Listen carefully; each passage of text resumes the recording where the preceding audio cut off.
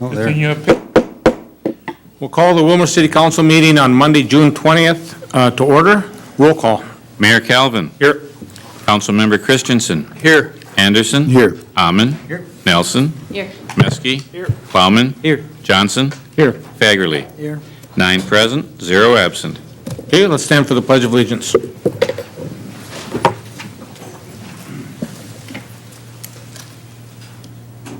I pledge allegiance to the flag of the United States of America and to the republic for which it stands, one nation, under God, indivisible, with liberty and justice for all.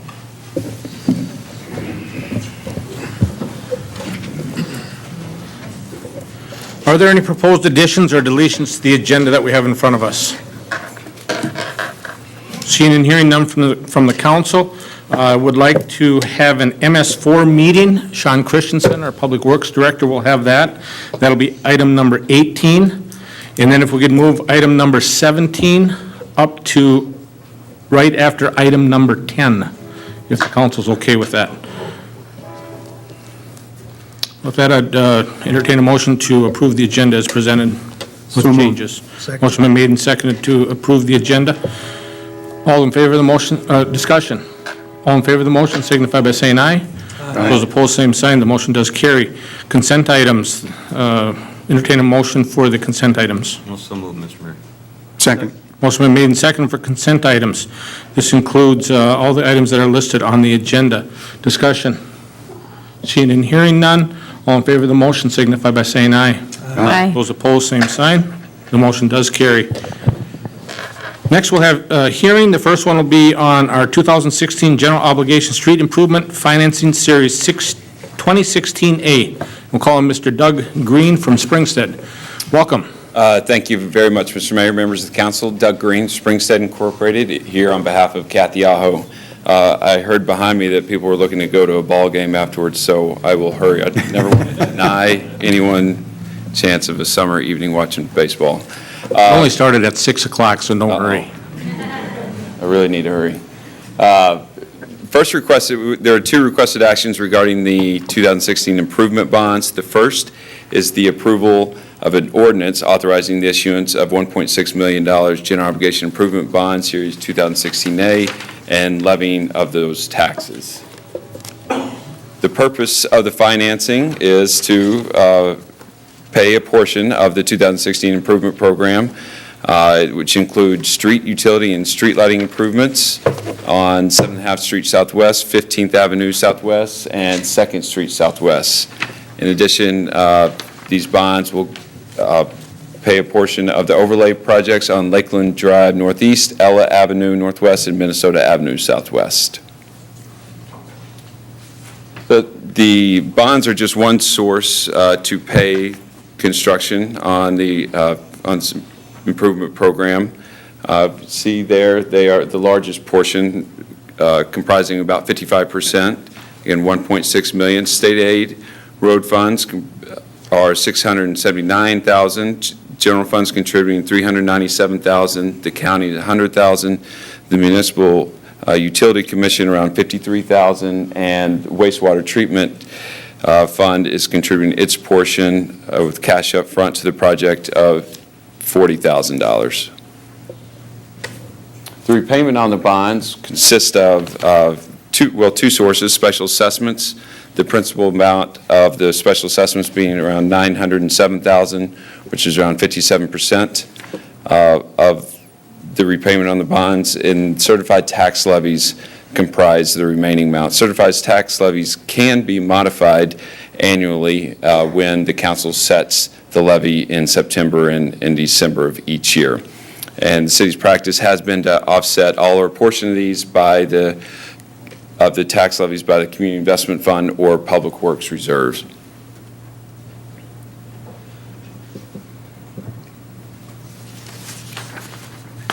Doug. Rudy. There. Back one more. Yeah. Oh, I'm going the wrong way, aren't I? Okay. There we go. The second requested action is the approval of the resolution authorizing the sale of general obligation improvement bond Series 16A, subject to certain parameters. This evening, before you will be a parameters resolution, and that will fix the bond's form and their specifications, directing the bond's execution and delivery, and providing for their payment. Again, payment of pledging property taxes and special assessments. These bonds, as I believe it's been done in recent past, will be sold to local banks, a syndicate of banks. They'll be contingent upon the satisfactions of the conditions for the issuance, which is primarily the city's ordinance process. The resolution this evening is the parameters resolution establishes a pricing committee, which consists of 3 members, and this is very, very typical of pricing committees: a mayor or his designee, the administrator, and the finance director. And the parameters really consist of five main purposes. Number one, it's that the pricing committee will price bonds not to exceed $1.6 million. The rates will be determined, but not more. It says 4%. That has recently been revised down to, I believe, 3.25%. 3.25%. The final maturity will be in 2027, a 10-year repayment period. The pricing committee will negotiate the repayment, the call dates, the early repayment options, and if there's any costs related to that, and they will approve the final tax levy based off of the negotiated sale. So looking at, I'm going the wrong way every time. Sorry. So looking at what we're estimating for debt service right now, again, a 10-year repayment period, looking at debt service, principal and interest of approximately $180,000. As you may recall, general obligation bonds in Minnesota requires a 5% over levy, so that takes it up to approximately $190,000 a year. Assessments the repayment of the assessments are actually 59%, and that's because the bullets below, the interest rates that we're actually expecting to get are somewhere in the 2.1%. Remember, the parameters resolution set that ceiling at 3.25%. Obviously, we don't expect the market to change that much in the next couple of weeks, but it does set, it does provide for some interest rate risk movement there. Again, these schedules are based on 2.1%, and the assessment rate is 2% over the bond interest rate, which is according to the city's policy. So the principal amount of the assessments was 57% of the bonds. Once you apply the 2% over interest rate, it ends up being about 59% of the repayment on the bonds. That results in a net levy of approximately $76,000 per year. Moving to,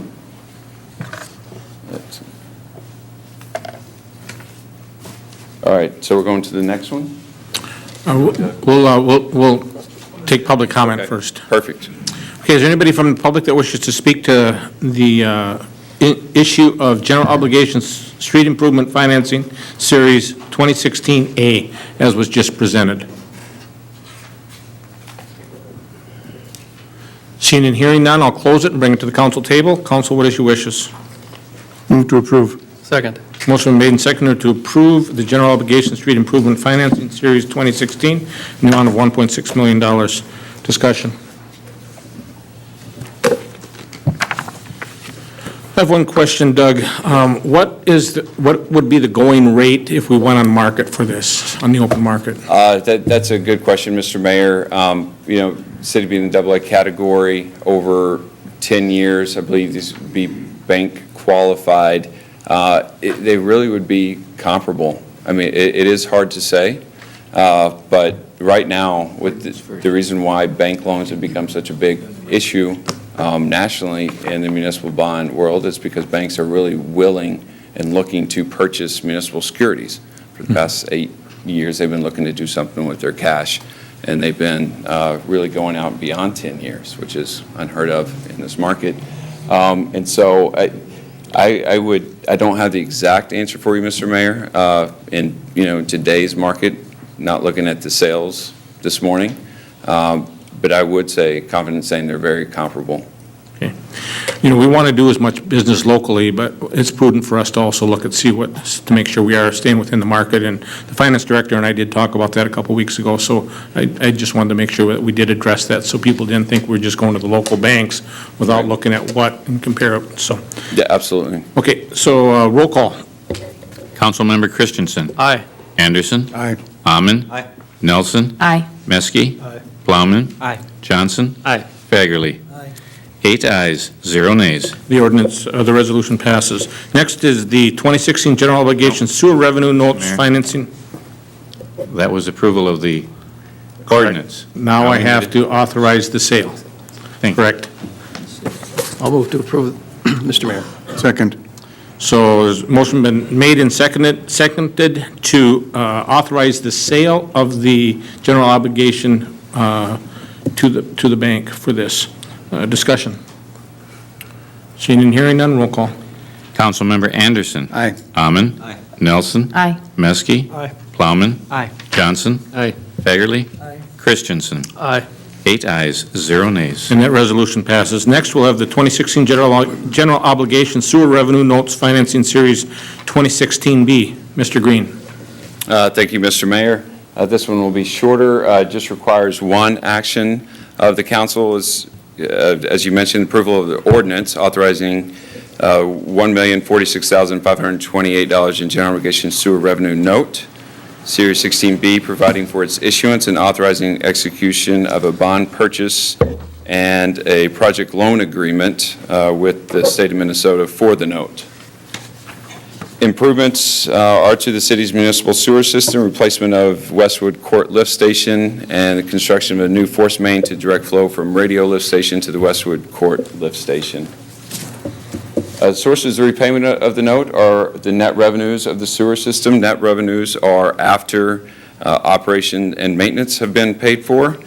State statutes require that rates are sufficient enough to cover operations and debt service, and city reviews the rates on the sewer fund annually and will ensure that the rates are set such that that statute is, that those rates are sufficient to cover that. The sewer notes, these can be confusing at times because we're used to issuing general obligation bonds to the public, like we're doing with the improvement bonds to the bank, either to individuals or to other investors, being local banks. These are also general obligation bonds, but they're general obligation bonds sold to the state of Minnesota through the Minnesota Public Facilities Authority. Went over the estimated principal amount. We're looking at a rate of 1.035%, which is obviously below market rate. Interest, just like our other bonds, interest are paid semi-annually. The final maturity is in 2036, 20 repayment period, or that would be 19 repayment periods. And redemption, early prepayment is subject to the consent of the Public Facilities Authority. And here we show over the, I guess it is 20 repayment periods.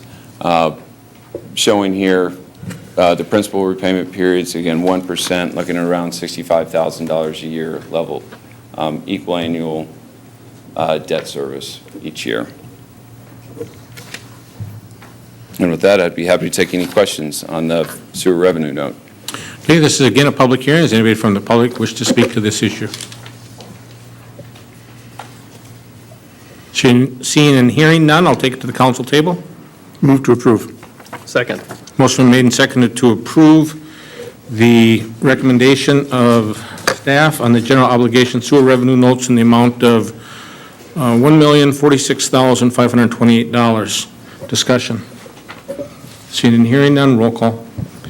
Councilmember Amman. Aye. Nelson. Aye. Meske. Aye. Plowman. Aye. Johnson. Aye. Fagerly. Aye. Christensen. Aye. Anderson. Aye. 8 ayes, 0 nays. That resolution does pass. Now, do we have to introduce a resolution accepting the offer as well, Mr. Halliday? I believe I wanted to, but the finance director needs to make a comment here, I guess. Mr. Okens? Mr. Mayor, members of Council, yes, you would take that following action as well. Okay. That would be authorizing the signing of the notes by the mayor and the city administrator. Right, and we don't need the 3 on that, we only did 2, correct? That's correct. Okay. I would move to approve, Mr. Mayor. Second. Motion made and seconded to approve the signatures accepting the offer. Discussion. Seeing and hearing none, roll call. Councilmember Nelson. Aye. Meske. Plowman. Aye. Johnson. Aye. Fagerly. Christensen. Aye. Anderson. Aye. Amon. Aye. 8 ayes, 0 nays. That resolution does pass. Next, open forum. We have no one that has signed up for open forum. Next, we'll go to the CenterPoint Community Partner Award presentation. Chief Felt and Leslie from CenterPoint Energy. CenterPoint Energy, okay. I almost gave you that Minigasco title back, so. Right. Right up at the podium, please. Okay. I'm Leslie Schmidt with CenterPoint Energy, and I'm here to present a community partnership grant.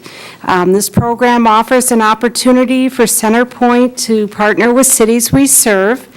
We have partnered with communities supporting our shared commitment to safety while delivering safe, reliable natural gas for over 145 years. Since 2003, the program has exceeded $1.38 million in donations and helps support the funding of nearly 700 projects in communities throughout the company's service area. Through the grant program, we are able to help cities leverage local funds to purchase needed safety equipment or support safety projects that are important to your community. I am pleased to present the City of Willmar with a community partnership grant for $2,500 that will be used to purchase automated external defibrillators. Thank you.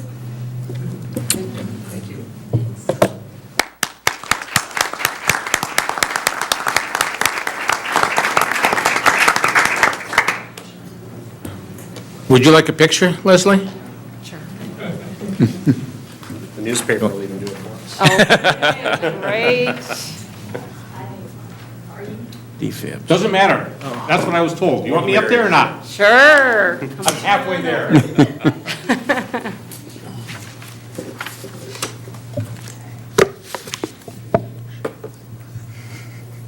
Okay, good. Thanks.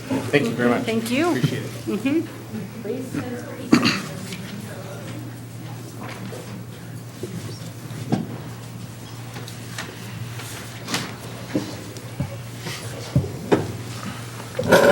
Maybe that's the mayor's new physical fitness program. Thank you so much for the work that you do at CenterPoint. It's really encouraging to see all the positive things you do in our community. So I understand you replaced Jim Zilka, who has been here for a long time, so, exactly. So, Jim, if you're watching, enjoy your retirement and enjoy Sauk Center. It's a great place up on the lake there, so it's good to have worked with him. So, Council, what are your wishes to do here? Move to accept. Second. Motion been made and seconded to accept the donation of $2,500 from CenterPoint to the City of Willmar to be used by the Police Department for their AED program. Discussion. Is this a simple roll call, Kevin, or it's money? Roll call. Standard motion. Standard motion? Okay. Motion been made and seconded. No discussion. All those in favor of the motion signify by saying aye. Aye. Those opposed, same sign. The motion does carry. Thank you again. Next, we have a presentation from Mr. Steve Brizendine will introduce our group and talk about what's going to happen out at Robbins Island. So, Steve, welcome. Thanks, Mayor. Mayor Calvin, members of the council. It's my pleasure to introduce a few folks to the podium this evening. We've got a few exciting things taking place at Robbins Island. As you can tell by my attire, I don't usually dress this casual, although I kind of get comfortable this way. Our first opportunity is the Rotary Clubs in Willmar are partnering on what's called Rockin' Robbins, and I'd like to introduce Joy Baker to discuss that program right now, and we'll get to Mr. Dave Baker in a little bit to talk about a destination playground at Robbins Island as well. So, Joy Baker. Ms. Baker, welcome to the council chambers. So, we're excited to hear what you have to say. Thank you, Mr. Mayor. Thank you, Steve. I am Joy Baker. I'm a member of the Willmar Lakes Rotary Club, and I'm here representing both Rotary Clubs today. for the Rockin' Robins event taking part out at Robins Island this summer. And so this is really exciting, and I'm really looking forward to it. So we're just here to tell you a little bit about it. This started back in May 2013, so already 3 years ago, we started looking at ways as a Rotary Club that we might be helpful in moving this Vision 2040 project forward. And Vision 2040 in 2013 really took a look at what do we want Willmar to look like in the year 2040. And so the plan was presented in November of 2013, and there were some key findings. And none of this is new to you, I'm sure, but I'm going to go over it quickly.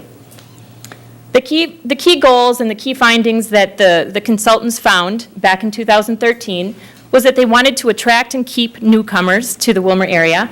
Number 2, they wanted to strengthen the region's occupational options. Number 3, they wanted to develop and enable more things to do in the Willmar area. And number 4, they wanted to develop next-gen leaders. And for those people who maybe don't know what that chalkboard is there, that was part of the Vision 2040 process of gathering input from the community. And several of us, I'm the marketing manager with Rice Memorial Hospital, we had these boards in our garden court area for a week, and these were all over the county. And it asked people, what do you want to see happen in your community in 2040? And so from that, and from the input from the community, these were the key findings. So strategy number 3, or from goal number 3, things to do, people want more things to do in Willmar. And one of the things that they really felt was very important was to redevelop Robins Island. Robins Island is this really kind of best-kept secret, kind of an underutilized gem, and we agree. There's so much that Robins Island offers to this community, and there's so much potential there. So what this would do if we were to redevelop Robins Island, it would add to the economic vibrancy of the area. It would be inclusive to all people. Sports, recreation, and entertainment, those are all inclusive to everyone. And it promotes well-being and things to do year-round. We're not just looking for something that will be fun to do in the summer. This is going to happen all year long out at Robins Island. So working with the park, their park department, their top priorities were defined as building a plaza area with an amphitheater, a warming house, a year-round rental center for things like skates and kayaks and cross-country skis, a playground, an enhanced entrance to the park, and some trails improvement. So these were the things that were recommended to us, Willmar, by the consultants of Vision 2040. So while that was happening, back in 2007, the Rotary Club of St. Cloud also was working with their city to spearhead a project to restore, renovate, and revitalize Eastman Park. Eastman Park is on Lake George as you're coming just into St. Cloud, right on the right there, across from the county courthouse and the cathedral. So they worked together with the city, and they raised $1.7 million, I believe, to pump into that park. Half of that they raised themselves as Rotarians. So they put this money into the park. They put in granite sculptures and a water fountain. And the reason they did this, again, similar to Robins Island, is that the park was just getting really run down, and people were feeling unsafe. It wasn't a place that you would bring your kids. It was a little sketchy. And so they put this money into the park. They put fishing piers in, and a granite sculpture water fountain, sitting areas, and bicycle paths and walking paths, and a children's splash pad, and meeting facilities. And it was opened and dedicated in 2011. Then, in 2011, when they had this beautiful park, they said to themselves, now what? Now what can we do with this beautiful park? We want people to come to the park. So the Rotary Club talked again, and they brainstormed, and they came up with this idea of creating a signature community service project through Rotary, and they wanted to have a weekly summer music festival at their new park. And they wanted to have 6 components to this music festival. There'd be live music. There would be a little Georgetown offering kids' activities. There'd be a Middletown market that offered food vendors and also artisans and crafters and things like that. They wanted to have a free shuttle. That was really important, a free trolley service to get people there from downtown lots. They wanted to have a beer wine tent, and they wanted to have some opening acts for local talent. And I'm not going to show the video, but there's a really great video. There's lots of great videos online that talks about Summertime by George. And Summertime by George was born. That is the name of their summer concert series that takes place every single Wednesday night through the summer, hosted by the Rotary Club of St. Cloud. Have you guys, just curious, have any of you been to Summertime by George on Wednesday nights? Highly encourage. So we started talking to the St. Cloud Rotary Club because this has been such an incredible success. They, in the past 5 years, have raised more than $300,000 for the park. And they keep pumping it into the park. Everything that they raise, all their proceeds go back into the park. So it's just such a high-energy, well-attended, just really great positive event that the St. Cloud Club is putting on. We got together with them and said, how can we do this here? You know, can you guys share some insight on what we can do to make it happen here for Robbins Island? And they were just over the top generous, so kind and gracious, and they kind of consider it their legacy to have another community do something like this. And so they sort of took us under their wing, and they said, sure, just ask us whatever you want. We want to see this happen in Willmar. And so we did. We decided to go ahead and do it, and we're going to do 2 free concerts this summer. We're going to start with 2, not 12.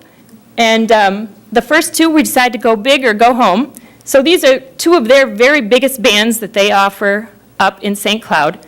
The Fabulous Armadillos will be appearing in Willmar on July 19th. These are Tuesday nights. Last year, the Fabulous Armadillos, they're always their last concert of the year. Last August, they brought in 19,000 people to Eastman Park. So they're very, very popular, very well attended. Justin Plouffe and the Throwbacks will be our second concert on Tuesday, August 16th. They kicked off the 2016 summer season just this past Wednesday, and our 2 Rotary clubs went up to sort of get the lay of the land. They invited us up there, and we did a joint community field trip, a joint Rotary field trip, and the St. Cloud Club, again, so gracious and just really took us on a tour. They allowed us to promote our events. We were on stage during the band break tossing out Rockin' Robbins t-shirts, and very, very fun. So we will also have some extras. This isn't going to just be a concert. We'll also have local opening acts for each event that will start. These will start about 5 o'clock and will be done by 9. We'll have free shuttle service. We have Willmar bus service who is offered for free to get people to the concerts at no charge. We'll have a beer and wine tent. We'll have food vendors. We'll have kids' activities and an artisan market. And this is already well underway. So financials. We decided as Rotary clubs, both the Willmar Rotary Club that meets on Wednesdays and our club that meets on Thursdays, when we got together, we decided to make this happen. We wanted to at least be able to underwrite the cost of the bands to make sure that, you know, we would cover our costs. So we each put in $7,500 to cover the expenses. We determined that there would be beer garden options. We have since joined with Viking Coke, who has, again, been very, very generous as a donor or a sponsor. And we found corporate sponsors to help us underwrite the cost of the bands and to cover our expenses, which are very few, I might add, because we have so many generous corporate sponsors. And then, of course, the potential for Rotary grants. So our goal for year 1 when we started this was really just to break even. We just thought we really want to get people out to Robbins Island on a beautiful summer night and see the potential. We really want people to know what is possible out at Robbins Island. And I think as Rotarians, we can do this. But number two, we want to gauge the response. We want to see, can Willmar do something like is happening in St. Cloud? Can we make this a bigger event next year? Maybe we'll go to 3 concerts next year. Maybe it will be more. But we just want to see what's possible. And number three, we just wanted to have fun getting together with the other Rotary Club. This is the first time our 2 clubs have ever come together on any kind of a community service project. So this is a really fun opportunity for us. So our goal for year 1 was to just maybe make a small profit or to break even. We have since raised over $36,000 in corporate sponsorships. We have, that's in addition to our $15,000 that our clubs put in, and that doesn't include any of the money we stand to make on beer and wine sales. So we are blown away by the response from this community, and people are very, very excited about this. And we just are so looking forward to putting on this event, and I think what we want to say as Rotarians, that we're in it for the long haul. We really want to see this work, and we're willing to work hard for it. So I think that's about it. Thank you. Appreciate that. Do we want to go right, do you want to take some questions now, or do you want to go right straight to Rachel, or how would you like to do it? Let's maybe go straight to Rachel. And so Rachel Skretvedt is going to talk next about the next new, fun, exciting thing at Robbins Island, and that is going to be the possibility of a destination playground. So lots of things going on.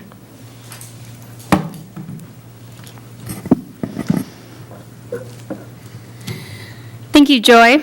Good evening, Mayor Calvin and members of the council.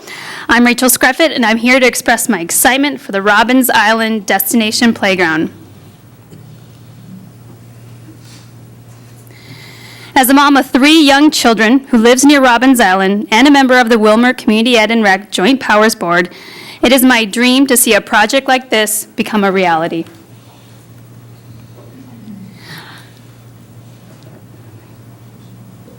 Our community prides itself as one of the most diverse in the state, and our parks are special places we share and become connected as a community. They are where neighbors become neighbors and where kids form friendships that will last their whole lives. To visitors, our parks also speak volumes about who we are and what we value. And with that, I'll turn it over to Dave Baker, who's going to lead us into this journey and continue on. Thank you, Rachel. Dave? Thank you, Mr. Mayor and council members. It's a great honor to be here tonight and to talk about something that a number of us have been talking about actually for a number of years here in Willmar. And that is a big, huge destination playground at, I think, the most amazing piece of land that we have in our community. So with that, I'm just going to take you through a few slides, kind of where we are and why are we here today, and just to kind of take you through that. So I was part of a great group of people back 10 years ago doing the Spicer Playground, otherwise known as the Wildcat Cove. I was the materials chairperson, which is one of several leadership positions that I was just one of the components. And we built this playground 10 years ago for about $250,000. It is a playground that was also led by Leathers and Associates, which is a vendor that we have also selected with our community project here, if everything goes forward tonight. And it's a company that helps us lead a very high-quality, long-lasting playground with materials that are just not running to the local hardware store, grabbing some green-treated lumber, and you know, getting donations of the cheapest screws you can get. These are things that are very well thought out, very selected materials to make sure that this is the best kind of quality product you're going to have. The community build of the Spicer project, when I walked away a week of living really at the park, made me feel so proud, because every single day the folks in Spicer came together with literally 75 to 150 people every day. And it was about a 5 or 7 day build, I don't recall now. But when you left there, you were tired, but when you walked away from the end of the week, you just knew that this was something really special and magical. And I just thought maybe someday we could do this in Willmar. And so 10 years have passed, but some things have happened along the way that made it seem like this is the right time now to do this. And so with the work of the regional park plan that you are all working on, the Vision 2040 to really kind of kick this conversation off in the community about our town hall meetings and just the need of really doing something special at Robbins Island. This was the time that I thought was the right time to go at. The first time was to discuss the idea with Mayor Calvin and Steve Bressadine. And that kind of at least got our discussion started to say, is there a possibility we can have this idea and this dream kind of start? And that's kind of where it started from. So our goal is really to raise about $800,000 for a destination playground. We want to build a 15 to 20,000 square foot playground, and the earlier photos you saw at the beginning was about that size. Visiting with Leathers and Associates, our community of about 20,000 people, our project and our scope of the project, about $800,000 with that size of a project, is about 20,000 square feet. So from what they've done around the country for 25 years, this is exactly where we ought to be thinking. So the dollars are right where we should be. We're talking about a soft pad, a soft concrete. I couldn't tell you how it all comes together. I've never seen it. I just know that it's better than high-quality mulch, but this is also something that will work very well for our handicap accessible plan for the playground. So again, it's all handicap accessible, it's safe for all. We want to have great lighting. We want to have big family bench areas so families can come together, moms and dads sitting with other moms and dads. We want to have diversity, screaming about the community, about how well we all sort of are understanding each other better. I also want to have wireless broadband, so again, everybody wants to check their phones or their little iPads when the kiddos are playing. This is going to be just a great little place to see. We will hopefully want to have it so it's accessible on the 4-lane highway when you're coming into Willmar, so when you take a gander to the right, you can see this beautiful playground. And I think it'll be a great new community gateway for us. So I'm kind of imagining what it could look like. So these are just some of the components that might be part of our playground. Our playground will be developed actually by the steering committee that is still kind of in the works of being put together, but it's also designed by the kids. We'll be visiting some of the summer school programs this summer, and so they'll be giving the designers that come to town the ideas of what components they like and which ones get the best ratings, the best stars or the circles that they put on them. So the kids are going to be involved in this, and they're going to run home and tell their parents about what they did, about designing their new playground. So obviously fundraising is our goal. We want to raise all this privately through grants, through donations, through families and grandparents and folks that will just want to have a little piece of their, hopefully, donation in there. If they can't donate, they can certainly come and help us during the build. So it's something for everybody. And I think this is going to be something that we're going to be able to do. You heard earlier that Joy Baker, no relation, you're lucky for that. But she is finding this community is incredibly, incredibly generous. We found that out a few years ago when we worked on the iPad project and the iCardinal project. We raised $400,000 in literally 5 or 6 months. We think raising $800,000 or more could be done in, again, about that 6 to 8 month period of time just because of what we have seen. And a playground should be something I think that will actually be more popular as well.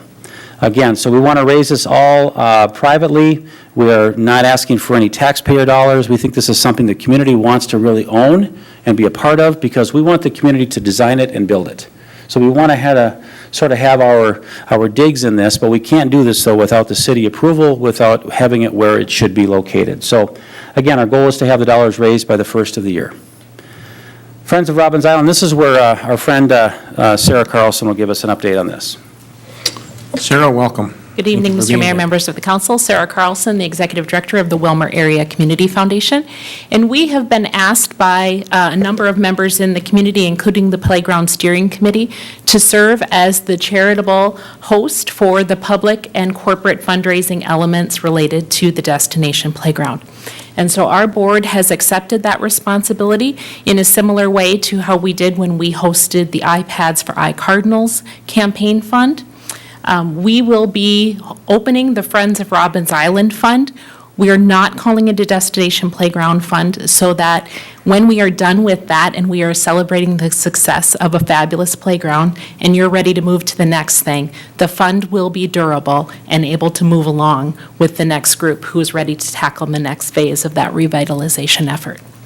So the Friends Fund will open in early July. We are a 501c3, so we will take care of receiving those gifts. We can also handle complex gifts like stock and real estate as gifts to the playground building effort. And one of the best parts about that is it relieves the city staff from needing to manage that charitable gift and do all of those levels so that they can stay doing what they are experts at, and that is managing the construction, working with the vendors, supervising the staff. We'll do the work that we're experts at in handling the charitable gifts. And so we will be able to work with the city. We have an advisory committee that is set up. Right now, it is the Destination Playground Steering Team that will serve as advisors. We will work closely with the city on the certified vendors and make sure that we release the assets as the project needs and as is warranted. So that is our role in the effort. So Dave, how are we going to get there? Okay, so this is just a brief timeline of what we're expecting to kind of see in the next 12 months. Hopefully today is our sort of our kickoff. If we can get a home, that's the first thing we need to do before we get our team really kind of engaged. But we hope to finalize the steering committee. In late summer, mid to late summer, we're going to be scheduling a design day here with Leathers and Associates to visit the schools in the community about what do they envision having this playground look like. That'll be talking about also themes of a playground. Will we be a railroad theme? Will we be maybe a nautical theme when we're by the lakes? Will we be something other than that? Will we be a combination of such? So Leathers will help all those discussions. They do this, and a gentleman by the name of Dave Johnson has already met with us. He lives in Wisconsin and will be our project manager throughout the whole period of time. We have been designated as sort of working towards the build date of June of next year or spring of next year. Again, this fall, we want to have a big town hall meeting, a party, and actually we're going to unveil our own playground, which will have been designed and worked on for a number of months, and then so it's going to be an exciting day to have that. So stay tuned for that. And again, we are hoping in June of 2017, a year from now, when we can have a big ribbon cutting, the mayor will make some great, wonderful speeches like he always does, and fireworks, but we want to have, a year from now, our playground completed before Willmar Fest of next year. So that's our goal, and we think that's a reasonable goal. So again, our steering committee as it is right now is really, really good people that are making this very easy and very positive. Susan Graves, you might know her. She's been in town a number of years. The wife of our friend Bill Graves, who has passed away, but she heard about this after she was in town for the Mayor's Prayer Breakfast. She got so excited she wanted to be a major part of this, and yet she'll be helping me kind of head up the fundraising efforts. We've got several people here that are actually on the 2040 committee. Ken Warner is our chair of the Vision 2040. He's also on this committee. Luke Geiger and Betsy Bonema, part of the Red Star, have agreed to work with us on the marketing arm of this. We're also going to have our meetings at the workup area at the Midwest campus. So this is a terrific group of people that I couldn't be more proud of, and I know it's only going to get bigger. And so this is something, again, a few of the members on there, Liz Vanderbilt, Rachel, who has spoken earlier today, Mike Nagan, we've been talking about doing this playground for a couple of years now. But this was the right time again because you were talking about it. The plans were coming out, the vision was there, and this is the time now, I think, to do this. So with that, Mr. Mayor and Council, I'm going to let Rachel wrap it up, and we'll be happy to take questions in a few minutes. Thanks, Dave. What we need from you, the city. What we're needing is a footprint at Robbins Island approved by the City Council and supported by the Community Ed and Rec, Joint Powers Board, and SRF Consulting. Nothing that has to be decided on tonight or anytime soon, but hopefully within the next 30 days. And then also to move forward, the long term of this. We need the city to agree on the maintenance of this playground so it can last for many generations to come. And we are ready to do this. We hope the city can commit on these requests so that our steering committee can get to work and begin that fundraising to reach this goal.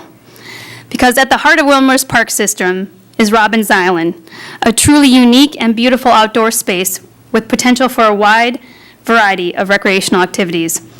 It is also the cornerstone for future park development and programming in our region. This project ties in perfectly with our master park plan, and it kicks off the start of many wonderful things to come in the years ahead. Robbins Island will represent the best of what Willmar has to offer and will surely be a source of community pride. I am so thankful to be a part of this and to our team's passion and leadership on this exciting endeavor. At this time, I think I'm going to turn it over to Steve and answer any questions you may have. Oh, thank you, Steve. Mayor Calvin, members of the council, in closing then, we present these two opportunities to you. We've been working on the park plan for a number of years and the exciting things that go with the park plan. And as Rachel said, Robbins Island is by far the biggest potential opportunity that we've got as a community to make that piece of property what it can be, and that is for sure the gem of Willmar. So I'd stand for questions if you have any questions. Again, much of this has taken place because of community members. It's not us as staff driving this. It's nice to be in partnership with them, co-pilots in many ways, but I think what they're asking us to do is in line with the things that we've been doing related to the park plan and trying to offer things in this community, and we're excited to be a part of this. So with that, I would stand for questions. Steve, I'll just ask one question. Can you point out where on the park plan that play area was on the plan that we all seen in the past? I could if this laser worked, but I don't know how to work it. So Rudy, take over for me, will you, bud? Right in the middle, it says natural play area. You can see off to the right-hand side, just follow that line in. There's a couple of tan figures in the middle there. So that is indeed where the park plan has called for this type of opportunity to exist. We have met out at this property a number of times. We've not come to a conclusion as to where indeed we want to place this, but I do believe that the team that is working on this in conjunction with city staff will find the best place for a 15 to 20,000 square foot playground to be on Robbins Island. And SRF staff as well, correct? Well, yes. I think that was brought up most likely by Rachel. SRF has worked with the city of Willmar for almost 2 years now. Dave, you and myself and SRF staff met about 3-4 weeks ago and discussed this type of project, and we believe that we would like to keep SRF involved in this, and Dave has had conversations with Leathers and Associates to see if a collaboration could not take place between those two organizations and ourselves. So we do believe that we will have the best professional help in making sure that this project is done right the first time. And then in the budget the first time around, it was about 200,000 is what we had in our budget. And so this is 4 times bigger, and it's all being raised by private dollars rather than coming back under the taxpayer. Exactly. Okay. Council, questions? Councilmember Nelson. I would be pleased to make a motion that the council supports the Destination Playground project. Second. Motion been made and seconded to support the Destination Playground project, and I'm assuming that's with the requirements that were outlined on what we need from you. Yes. Okay. Seconders in agreement with that as well? Okay. Councilmember Fagerly. Thank you, Mr. Mayor. Thanks, Steve, and everyone on the committee for their hard work. Is there an update on the amphitheater that a gentleman came before us a couple years ago? And Mr. Mathiasen, yeah. Mayor Calvin, Member Fagerly, and the rest of the team. Bob Mathiasen did work on that project about 18 months or so, and he has put that on hold pending the development of the park plan. We were running in parallel tracks there for a while, and now that the park plan is in place, Where he is sitting at is hoping that a lot of this stuff will develop, and instead of doing the Field of Dreams and build it and hope they come, we're going to try to create the energies around that. And I think the Rockin' Robins thing that has taken place with the Rotary Clubs this summer is that type of impetus that would drive what we would do from an amphitheater standpoint and location. If you look at the map of that, where the location of the amphitheater was planned, in the park plan, may not be the best location for that type of facility based upon what we experience with the crowds that come out for Rockin' Robins. We had anticipated in looking at where that location is that could handle a crowd of maybe up to 1,000 or 1,500 people. I think the people behind me, at least the one other gentleman that decided to wear his yellow shirt tonight, are cautiously optimistic that we'll have many more than 1,000 people attend, upwards of 2,000 and 3,000 people or more. I don't want to panic the two chiefs sitting back there, but we don't know what will happen. When you put on a free concert like this, St. Cloud experienced that. They had 1,000 people and 1,500 people, and as their first summer went, it grew and grew and grew. And now in the fifth year, as they closed the fifth year last year, as Joy said, they had 19,000 people in that park. Robbins Island is a heck of a lot bigger park and a much nicer park than Lake George, as I might add. So if we could do anything near that, boy, oh boy, what a success it would be. And then, is there any concerns on safety? I mean, little kids crossing the highway. I remember when Robbins Island had the swimming beach there and we had crossing guards, there were still some accidents. And Yep. I don't want little kids just going over there with their parents not knowing. So I know a few years ago I talked about putting a tunnel under Ella over by First Street, and Councilman DeBleek at that time agreed, but it didn't happen, and maybe we need to have a bridge crossing.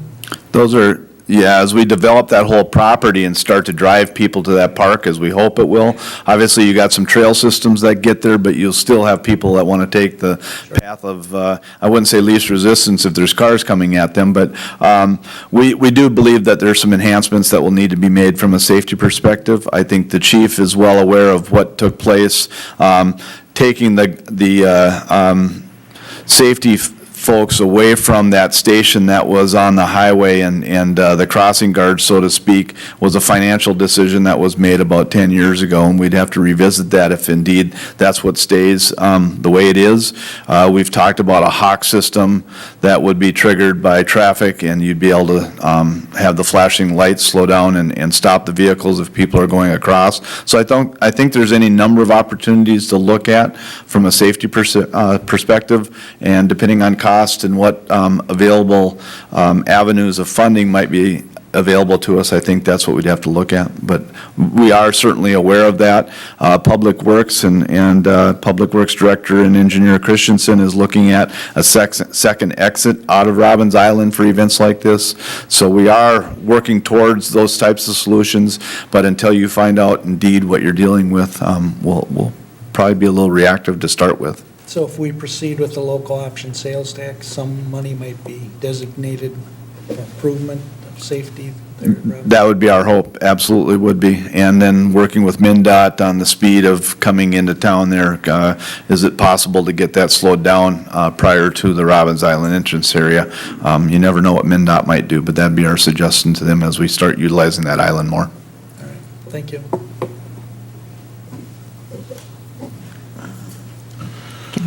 Okay, Councilmember Christensen, followed by Amon, followed by Nelson, followed by Anderson. Thank you, Mr. Mayor. Not all for me, I hope, right? Yeah. All for you. I too am concerned with the safety out there, but I think everybody up here is in favor of a destination park. The one in Spicer, I mean, we take our grandkids there quite often. I mean, it is a destination. It draws people there from all over. And I think the same thing can happen at Robbins Island. But the traffic safety, you say you're working with Sean on that so that we can get something, if this thing gets up and going next June prior to Willmar Fest, something will have to be done for safety there. It's with the one ingress and egress there. My wife's been driving me to work for 3 weeks and another week to come. And we take that quite often. When we leave, we always go then. It's cars coming and going. It doesn't seem to matter what time of day. It's a very dangerous intersection, and maybe one in and one out would be, or maybe we're going to have to put a stoplight there. Because I know that kids aren't going to go across by the bridge. They're going to come down the, straightest arrow that can go there. They're going to walk or ride their bikes there. And then does this fit into our overall park plan? Yes, it certainly does. It's something that we discussed often as we were getting through the park plan process. But we thought with the enhancements that we were doing at many of the parks, that this one was going to be in that $250,000 range. But what Dave Baker and that team is talking about is that accessibility issue that we weren't going to be able to handle with $250,000 because of the surfacing of a park like this is about 50% of the cost. So it's a little bit larger than what we would have put in the plan. I think if you look at the square footage of what's on that, that's probably in the 10,000 square foot range. So it's almost twice the size of that. And I think it's a great enhancement because of the additional amenities that you'll get by putting in the accessibility as well as the features that will be in there at the price tag increase that you'll have. And you are talking about those two tan dots in the middle there. It says natural, trying to read it up. Yeah, natural play area is what it says on that map, and that is in proximity to what we've discussed right now. Obviously, we have not picked the final location, and we'll utilize the services of the professionals of SRF along with the committee to come up with what we think is the best location for it in the very near future, actually. Okay, I also spoke to Scott Ladebor of Public Works several weeks ago about this, and he's all in favor of it, but he also mentioned that while doing this, we need to look at the suggestions from the park plan where they talked about closing some parks parks that aren't used very much, and he mentioned 4 of them to me, and he said, I believe 2 or 3 of them have equipment that could probably go out in this area. He mentioned Welland, Canago, Eastside, and Welshire parks that don't get used very often, and they could actually be turned over to the private sector, and houses moved into 3 of those lots, put them back on the tax base. So I would hope maybe you do some discussing with him so we can fulfill this overall park plan and maybe close some of those out that don't get used and reuse some of that equipment over in this area. Other than that, I think it's a great idea. Mr. Mayor, if I could just respond to what Ron was saying. Sean and Scott and Gary, the team of Public Works, are mightily involved in what we're doing. I totally agree with him that we've got 37 parks in this system. I do not believe that playground equipment needs to be at all these parks. We want to preserve as much green space for this community as possible, but there are some opportunities for us to look at potentially downsizing some of the properties that we do have, if it makes sense from a community perspective, and I think that's probably not just for the Community Ed and Rec Board to consider, but I would think Bruce Peterson's Community Development Committee might have some input into that type of process as well. It would also help with our maintenance. I mean, if we can cut the maintenance off of 4 that aren't used and apply it to this park, it would definitely help. Absolutely. Councilmember Allen, followed by Nelson. Thank you, Mr. President, for your report and for the work of all the people in this committee who have, the steering committee, have brought things to this point. Mr. Baker was at our Public Works meeting here a while back, and we endorsed the idea or the concept of it, and appreciate you being here tonight. A couple things, some of them maybe I mentioned at the last meeting, but the impact to the park, how is it going to change the whole setting of the park? And this whole plan, of course, with our specialists that we've hired for a consultant should give us some advice, but I'm concerned about, of course, the parking, how people are going to get there, where they're going to be parking, the amount of people that this is going to be drawing, and what the potential at the extreme level might be. If this is the dream that we want it to become, how are we going to take care of that? Also, the financial costs of maintenance I mentioned at the last meeting. It's something that we can absorb, and Mr. Christensen has some good thoughts there too with some of the other parks that may not need as much maintenance if they decided to be closed because they're not utilized.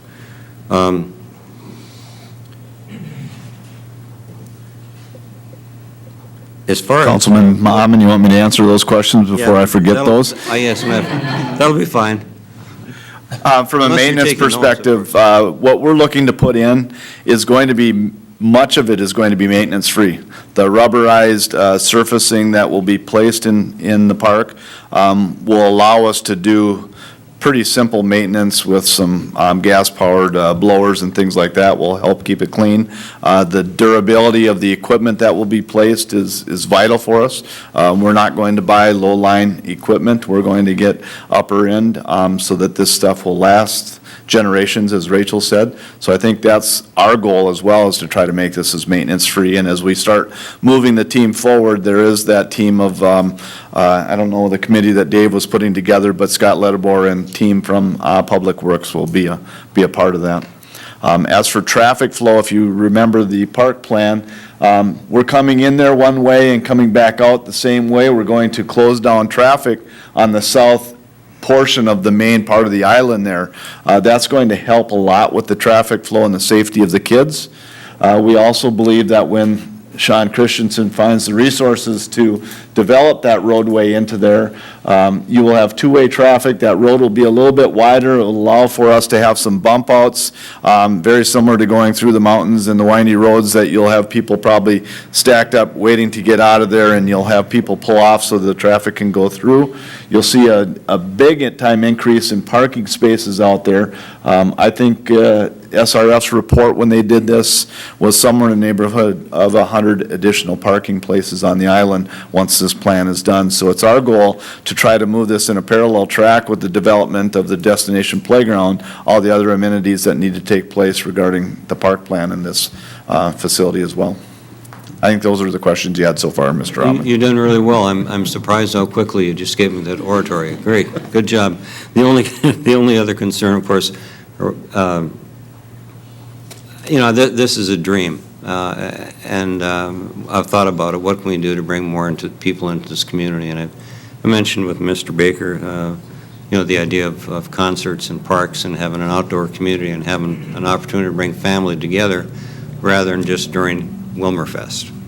And this is an opportunity, and I'm really excited about it with the volunteerism especially. I think this is an opportunity for us to rally behind a cause in our community for a great park and for the community. I just hope that they never change Virgil Olson's beach name. I think he deserves that respect with his ideas of what he did for that park plan as county commissioner. So, thank you. Councilmember Nelson, followed by Anderson. I just was going to comment that in the presentation that Mr. Baker did earlier, I think he did a good job acknowledging the park plan and that this is going to enhance that plan.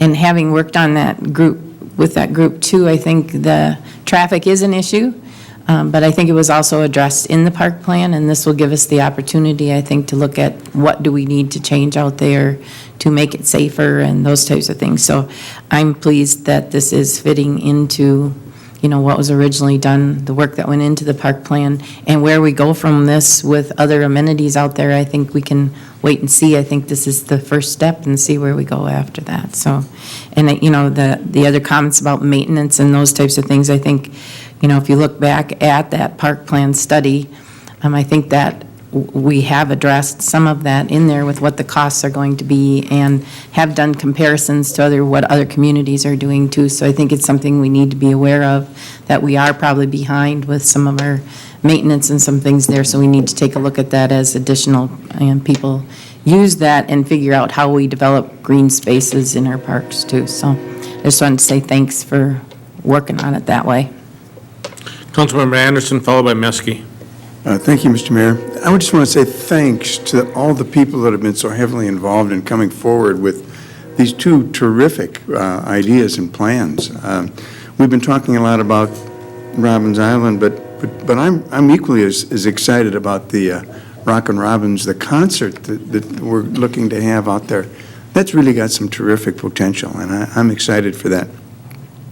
I think the best thing for the council to do probably is just kind of go ahead and say, okay, and then step back and let you folks do what you do best and what you've already shown us that you can do. I think one of the things that the council's going to have to look at seriously is the infrastructure. And we talked about that last week as a possible thing to put in the local option sales tax, because there's going to be parking lots and roads and utilities, and that's going to be our job. So we're going to have to work hard to make sure that the infrastructure is in place to let this all move forward. But I'm just so excited, and I'm so thankful for everyone that has worked so hard on this. We just need to keep this going and get that $800,000 raised, and away we go.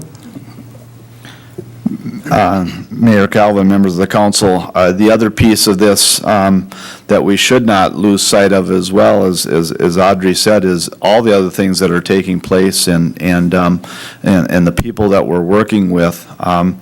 We do have some talented people in this community, so we will need some opening acts. Mr. Christensen, if you know of anybody that knows how to sing the national anthem or things like that, we'll need lots of assistance to make the Rockin' Robins things take place as well. This is exciting times. We have had some great projects take place over the last 15 years. We built the Aquatic Center with some great help from the Olson family and Jenny O Turkey Store. The YMCA has been built, the baseball stadium, the addition, and the additional sheet of ice out at the Civic Center. There's been some great enhancements to the recreational infrastructure of this community, and I think you're right when we look at what the maintenance issues are. We do have to visit how we're going to maintain all these. So as much as we can do maintenance-free, we're going to have to look at that, and that'll drive up some of the costs most likely. But we do have to look at making sure that we've got the staff in place to maintain all these great facilities we've got. Thank you. Councilmember Meske, followed by Plowman. I want to applaud all the efforts of all these groups. I think you definitely have your finger on the pulse of where this community is. I would call it unstructured collaboration, if you will. I mean, all of these things are converging on one thing. It makes me wonder what we could do if we actually all were doing collaboration quite intentionally, actually. I am excited for the future, and as I'm listening, when we talk about problems of safety, parking, and traffic flow, because there's going to be so many people, I think we're on the right path. So thank you for all the efforts that you're doing. Thank you. Councilmember Plowman. Thank you, Mr. Chair. Thanks, everybody, for being here and for all the information. I work with a lot of park systems and athletic field complexes across the country and really around the world, so I get to see a lot of what other communities do in a lot of diverse scenarios, and this is exactly the type of thing that communities do that are very successful, where they find people and business entities and groups that are able to coalesce, come together, and really kind of make the community work together, inspire the community to work together. Yeah, I think it's well thought out, well planned, and it seems to me like if we continue on this track, the execution, I have no doubt will be excellent. I'm looking forward to seeing more. Councilmember Fagerly. Thank you, Mr. Mayor. I just want to thank the Rotary Club and Joy for doing these concerts. I've never heard of the second group, but the Fabulous Armadillos, I've heard them 4 times. First time I saw them up in Walker at Moondance Jam, we heard some music, and yeah, that guy is really good. And you look, and he was kind of had movement like Joe Cocker, and you go down to the mosh pit, and he was blind. He had little cards with Braille on, and he was reading it while singing. It's really good when Billy gets lost with that Braille, so, you know. That happens too. But they have a female singer too, and she can sing Heart, and they sing Led Zeppelin, and they are excellent. They're fabulous. So thank you for that. I'll take the opportunity to speak for the Rotary clubs, even though Warren Hagan's the president of the other club, and he loves to talk. I'm not going to give him the chance. I think the Rotary clubs talked about community building. I think we're going to be successful, and we're going to probably make some money and be able to turn it over to the Destination Playground Fund. But I think the biggest goal of the Rotary clubs was the community building that's going to take place. And we think that happens around music, it happens around food, it happens around children. And I think that's the type of activity that we're looking to put forward on July 19th and August 16th, is something that the community can come and enjoy. Yeah, you can spend some money if you buy some food or take part in some of the recreational things that might be taking place out there, but for the most part, it's going to be a free evening for families, and I think that's pretty cool for a community. Oh, thank you. On behalf of the mayor's office, I want to thank you, Joy, for your vision for bringing this here. The Rockin' Robbins thing is a dream of yours and that you shared so eloquently. Thank you, appreciate that. Rachel, for the work that you've done, your commitment to serve on our volunteer board as well, and with the extensive experience you have, having actually done this for a living. And so bringing it to us at no cost to assist with that. And Mr. Baker, your vision of coming and saying, hey, we need to make this happen. How can we make it happen? And the timing of it is just impeccable. Your timing is just perfect. We have a great Willmar Fest happening this week, and, we're talking about having this ready for next week. And of course, Sarah, without your involvement with the Willmar Area Foundation, we wouldn't be able to get this all done, so thank you for your leadership as well. So you have a great team put together. We really look forward to working with you and making this a positive experience for Willmar, so thank you so much. A great job. So, Vote. yeah, I'm getting ready to vote here. Are we, any more comments before I take the vote? Councilmember Christensen. Thank you, Mr. Mayor. I'm glad you brought up singing, Steve. Are you going to sing? While I was in surgery, they clamped my esophagus and my voice box to the side so they could work on my vertebrae. I don't know if I'll be able to sing very much anymore. We'll find out. That's it. Okay, well, we hope you well as you continue down that path. You'll hear me if I sing. So you're saying you're not singing tonight? Okay, just checking. Okay, so I believe this is a simple motion. I just want to make sure because we're not spending any money yet. Okay, so simple motion, all in favor of the motion as presented, signify by saying aye. Aye. Those opposed, same sign. The motion carries. Thank you very much for your work. So great work. Thank you very much. Really appreciate it. So go forth, get after it, and you've got your timelines, and I know you got a green light. And Mr. Baker, last conversation you and I had, when you had that green light, look out. So we're looking forward to the excitement that you're going to bring to this project. So thank you so much. Next, we'll go to our MS4 meeting. Mr. Sean Christensen, if you would, thank you all for being here. You were going to go to charter because of a member may have leaving. I'm sorry, yes. We changed the agenda around, so next would be the 4 Charter Commission amendments. Mr. Halliday did send them down the path to us, and so we do have all of those. This is the packet you should be looking at. This is the one you should be looking for. So with that, Mr. Halliday. Mr. Mayor, members of the council, pursuant to a couple of hearings where we continued it and then finally closed it, we have before you for consideration from the Charter Commission 4 administrative amending ordinances to correct a few things. And I will start with the first one. It was an ordinance proposed amending Charter Section 2.03, General Powers and Duties of the City Council. It's an addition in Subdivision 2, whereby the Charter Commission is of a firm conviction that current and future city councils should be compelled to develop a vision, mission statement, and strategic plan for the good of the people. It is the underlined section in Subdivision 2, rather simplistic statement. It is their recommendation that the council approves that amendment. Council, what do you wish to do? Also move, Mr. Mayor. Second. Motion made and seconded to approve the recommended changes by the Charter Commission to the City Council. Discussion? Councilmember Christensen. Thank you, Mr. Mayor. As I've stated before, our charter is a very important document to the city. It is like the Constitution of the United States and the Constitution of our state. I looked through our Constitution and nowhere I could see where the founders mentioned that the Congress, they're elected, had to come up with a vision, a mission statement, and a strategic plan. Of course, those are modern-day terms. I don't believe, I have a mixed feeling about putting them in there because it's telling the council that this is very important. And you know, the council's mission, or duty, should I say, is to create policy that keeps the city functioning and it has to do with public works, streets, sewer, water, curb, gutter, lights, energy. And it doesn't take a vision to do that, or a mission statement to do that. And the strategic plan is laid out by each council as they come every year to address the budget for our city and what's important and what's not important.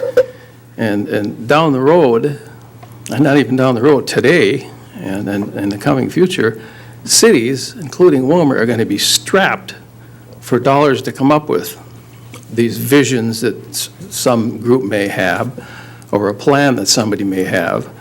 I believe we're going to need all the money we can, including a sales tax, a local option sales tax, just to function and keep our streets in shape and our infrastructure. I really hesitated adding this in there.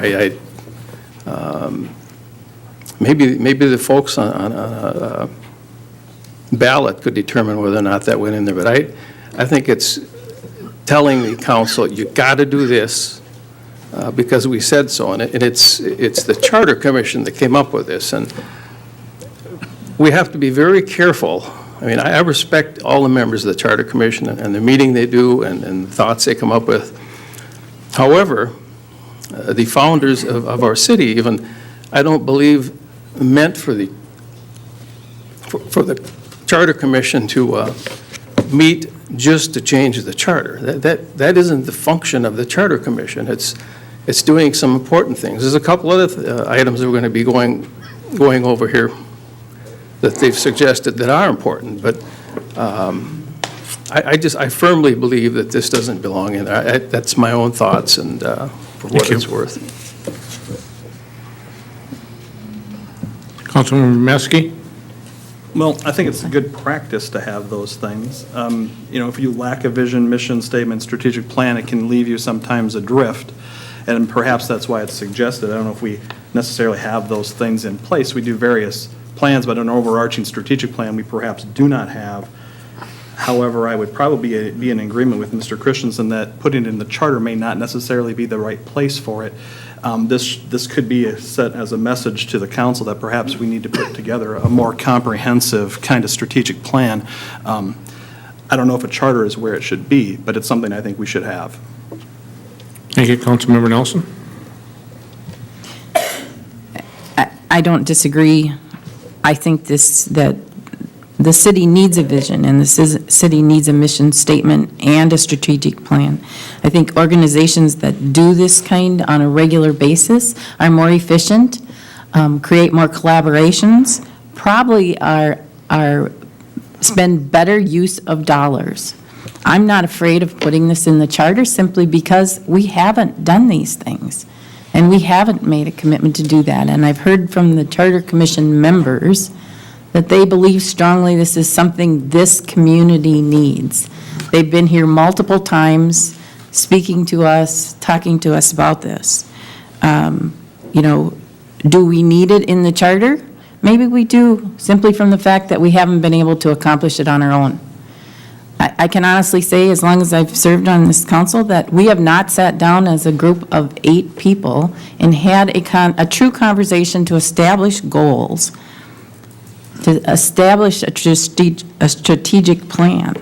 I have no hesitation about this being in here because it might be one way that we might commit to this community to do these things.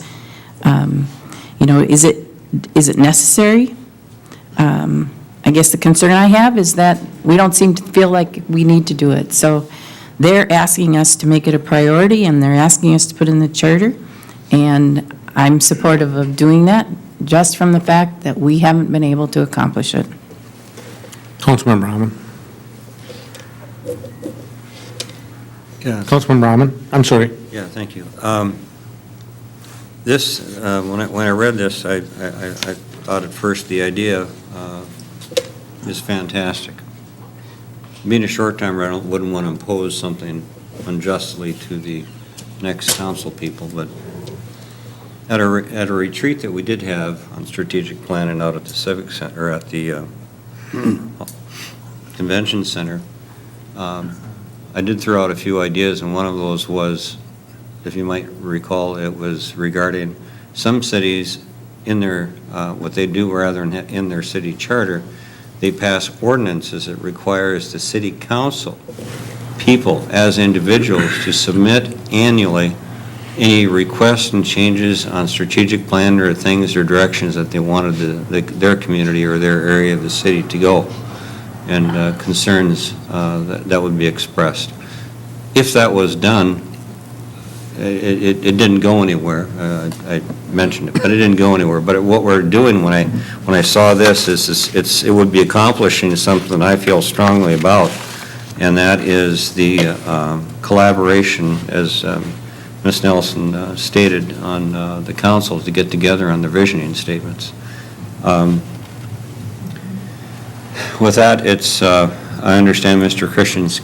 Christensen's concerns also. I did have an opportunity to mention that the last time when Mr. Welch was here, that it'd be better if it was in an ordinance form. We could accomplish the same thing. So I'm anxious to hear what the rest of the council has to say. Councilmember Anderson, followed by Plowman.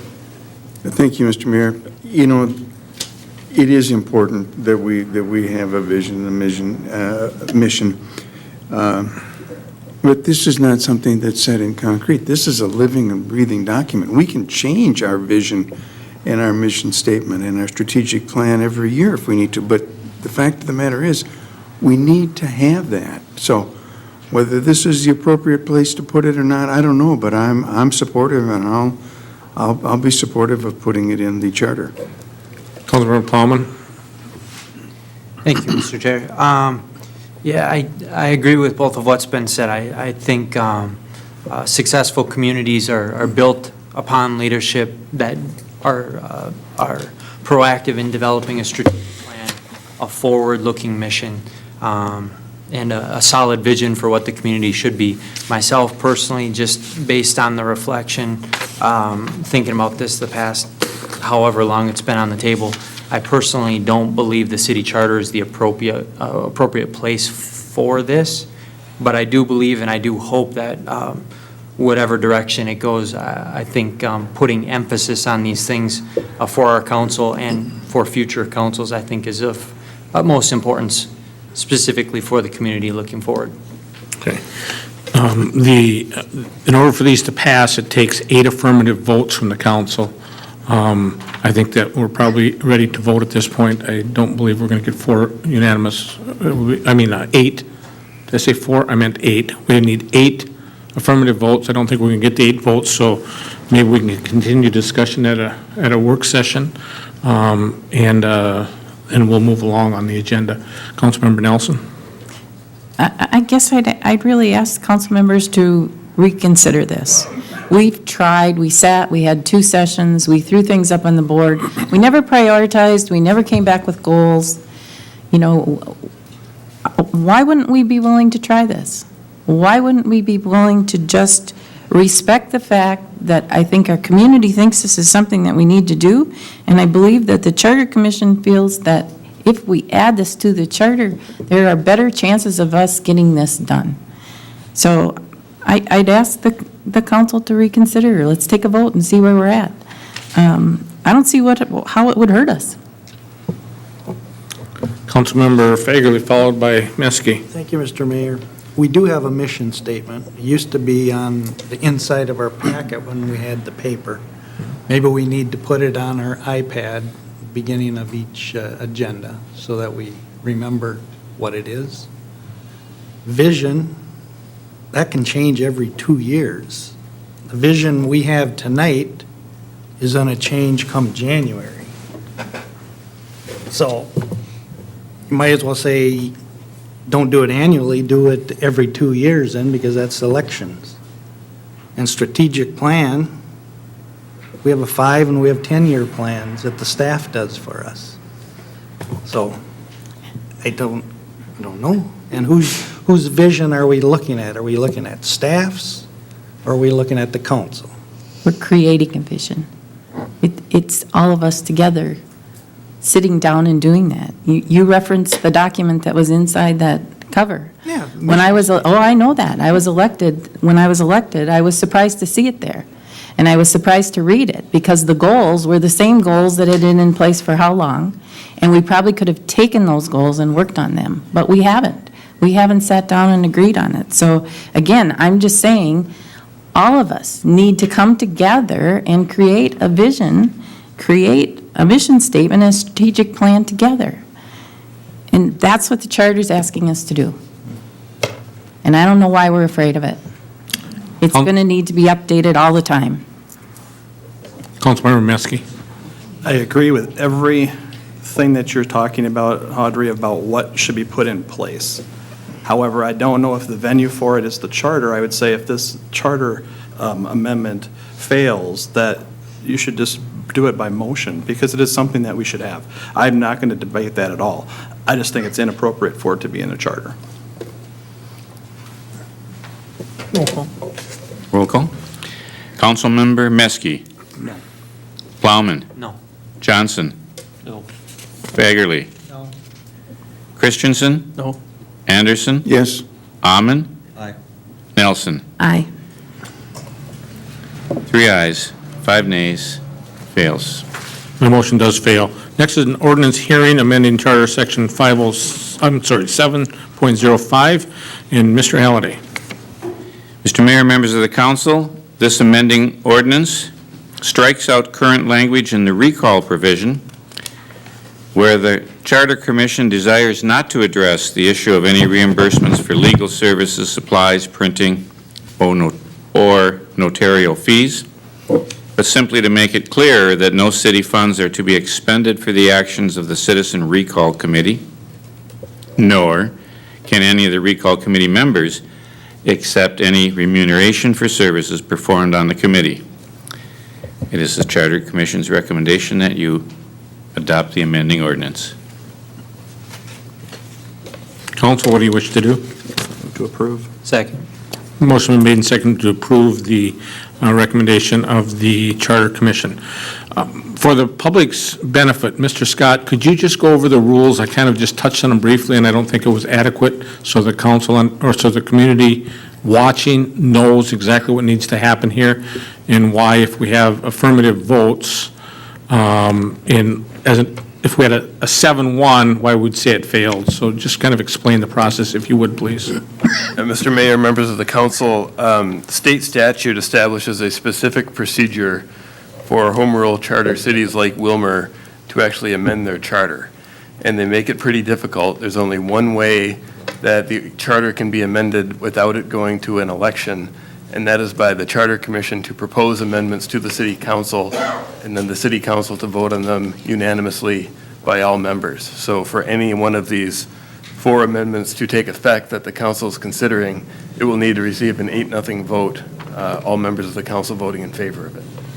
If any one ordinance does not receive that, the only way it could then take effect would be if the Charter Commission were to choose to submit it to the voters at the election. Okay. And then can you explain also why we've had this in front of us so many times?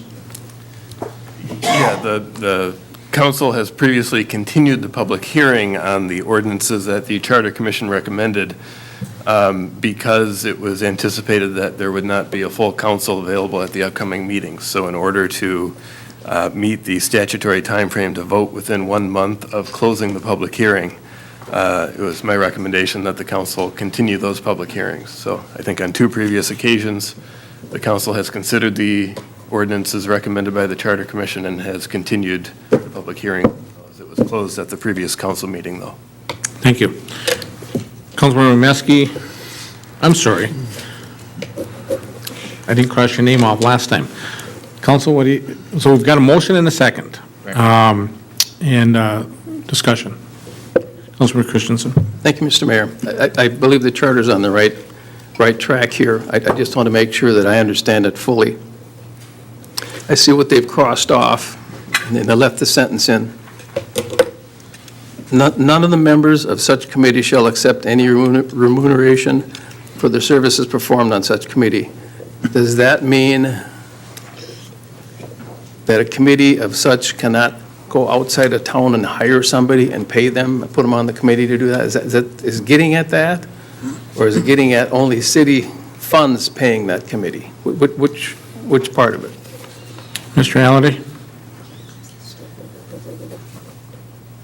I don't believe, Mr. Mayor, Councilmember Christensen, I don't believe it is getting at the hired help of advocates for that. I guess the conversation began simply because it says members shall be entitled to be reimbursed for a few things, followed by a statement that the city can't be held liable for those reimbursements, and it became clearer to them that if they just stayed silent on some things, it would make it a stronger statement that the city shall not be liable for any payment of any expenditures.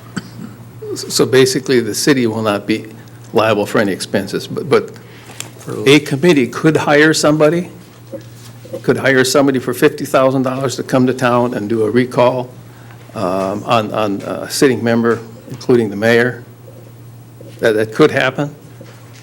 It would not be prevented by any words in this section. Okay. I suggest the charter maybe look at that.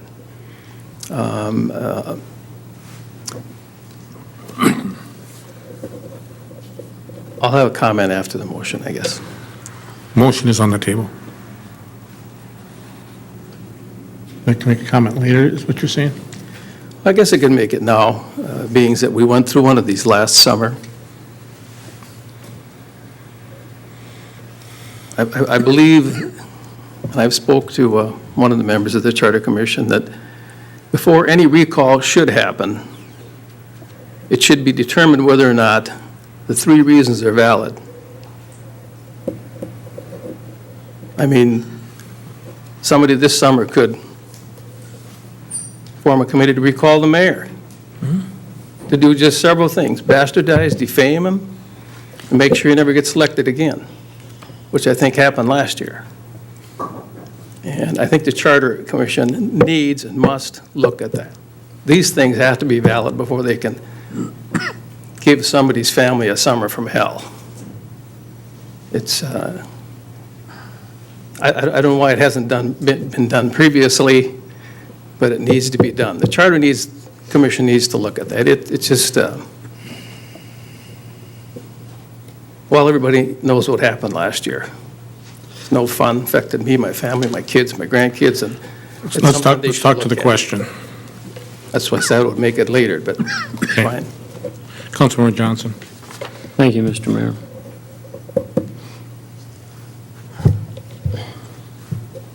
I've discussed this with the Charter Commission at one of their meetings, this change. I'm previously announced that I oppose it.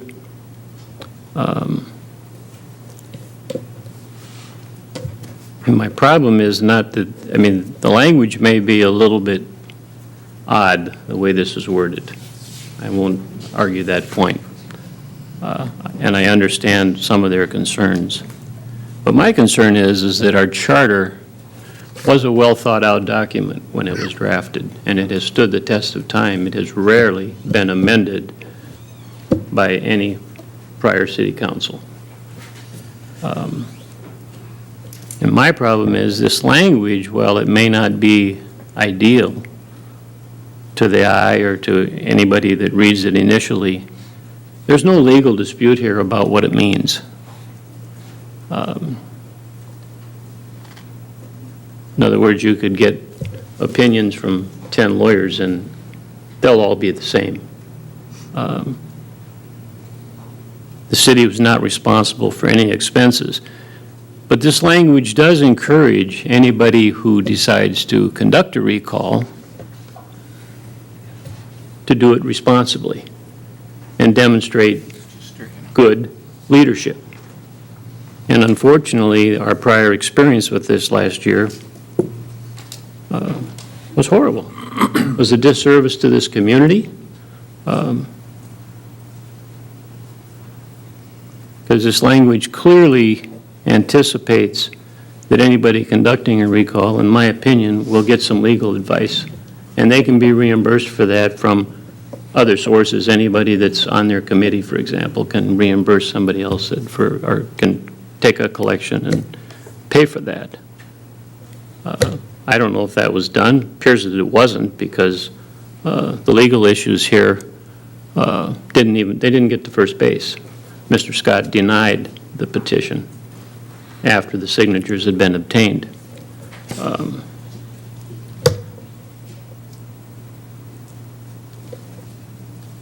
And if we take this reference to legal services out, I don't know that that'll make a difference. I've given that some thought. Okay. My problem, though, is that we have, I guess the bottom line is you can't make people act responsibly. It'd be nice if that was true, but it doesn't happen. We have speed limit signs out on the highway. It goes across in front of Robbins Island, and I was out there looking at the property today, and when I came out, turned onto the highway, I was going 40 miles an hour because the speed limit sign right beyond entering 71 to go back into town says 40 miles an hour. A couple of cars came up behind me like rockets and went around me like I was standing still. So I guess, you can't make people act responsibly, and you can't make people demonstrate good leadership to do some of these terrible things. I guess that's a flaw in human nature. But that's why I guess I haven't decided if I'll support this or not, but I think taking it out, while it may remove some language that makes it confusing to some people, from a legal standpoint, it's not confusing. But like I say, I don't know how you make people act responsibly. Councilmember Meske. Well, I was the chair of the Charter Commission when this actually was discussed, and I know that it confused some fairly intelligent people in the room, that it looked like, and we didn't talk about the details of the charter or the recall effort that happened. We looked at just the charter itself and the liability towards the city, and how people interpreted this was that the city could be held responsible for reimbursements of legal fees, et cetera. That confusion was on the discussion at the Charter Commission. And so eliminating it, I think you're right, Mr. Johnson, is that it doesn't change the law at all, but it clarified that from a city standpoint, they're not going to be held responsible for any expenditures put for any kind of a recall effort. At least that's the discussion that was there when I was there last year. And so I think this doesn't change the law, and it makes it very clear who is responsible for paying the expenditures for any recall effort. Councilmember Nelson. I guess what you're stating there, I think, it is the question that we're facing, not whether we like a recall or whether whatever happened, but are we resolving the concern that the Charter Commission felt was there, that the city could be exposed to paying expenses? That's what this is trying to accomplish, correct? Doesn't have anything to do with right of recall or anything else. It's just whether, are we eliminating the words that would make the city responsible for any expenses? Correct. And is that the question? Do we agree that this is accomplishing that? Councilmember Fagerly. Thank you, Mr. Mayor. Mr. Scott, do you have an opinion on this? Because it's still confusing to me, so. Mr. Scott. Mr. Mayor, members of the council, my interpretation of the existing charter language before it is amended is that as currently constructed, the charter does not, and is in fact clear that the city should not be responsible for any of the costs to the recall committee. It states that the recall committee may seek reimbursement of some limited expenses. It states that the recall committee should not, any members of the committee should not be compensated for their services beyond a few narrow expenditures that they can be reimbursed for. It also states clearly that the city is not responsible for any costs other than holding the election. It is, as I think has been noted, a little unclear. It is arguably ambiguous. You could probably make an argument that the city would be responsible, and I understand the Charter Commission's intent was to remove that ambiguity altogether. and make it clear that the city, under no circumstances, shall have responsibility for these costs, again, beyond the responsibility to hold an election if it gets that far. So I do not believe this amendment is necessary to protect the city from having to pay these costs of reimbursement in the future. But it does, under the amended language, there's absolutely no question. I mean, you couldn't even make an argument that the city would have that responsibility. So it's intended to clarify. Okay. So we're ready to vote. Roll call? Councilmember Plowman. Aye. Johnson. Aye. Fagerly. Aye. Christensen. Aye. Anderson. Aye. Ammen. Aye. Nelson. Aye. Meskey. Aye. 8 ayes, 0 nays. That charter amendment does pass. Next is a ordinance hearing amendment of Charter Section 2.11. Mr. Halliday? Mr. Mayor, members of the council, this ordinance amendment works on Section 2.11 procedure, where it currently has language detailing the known versions of parliamentary rules put in place about 4 years ago, defaulting to a new word, established set of parliamentary rules.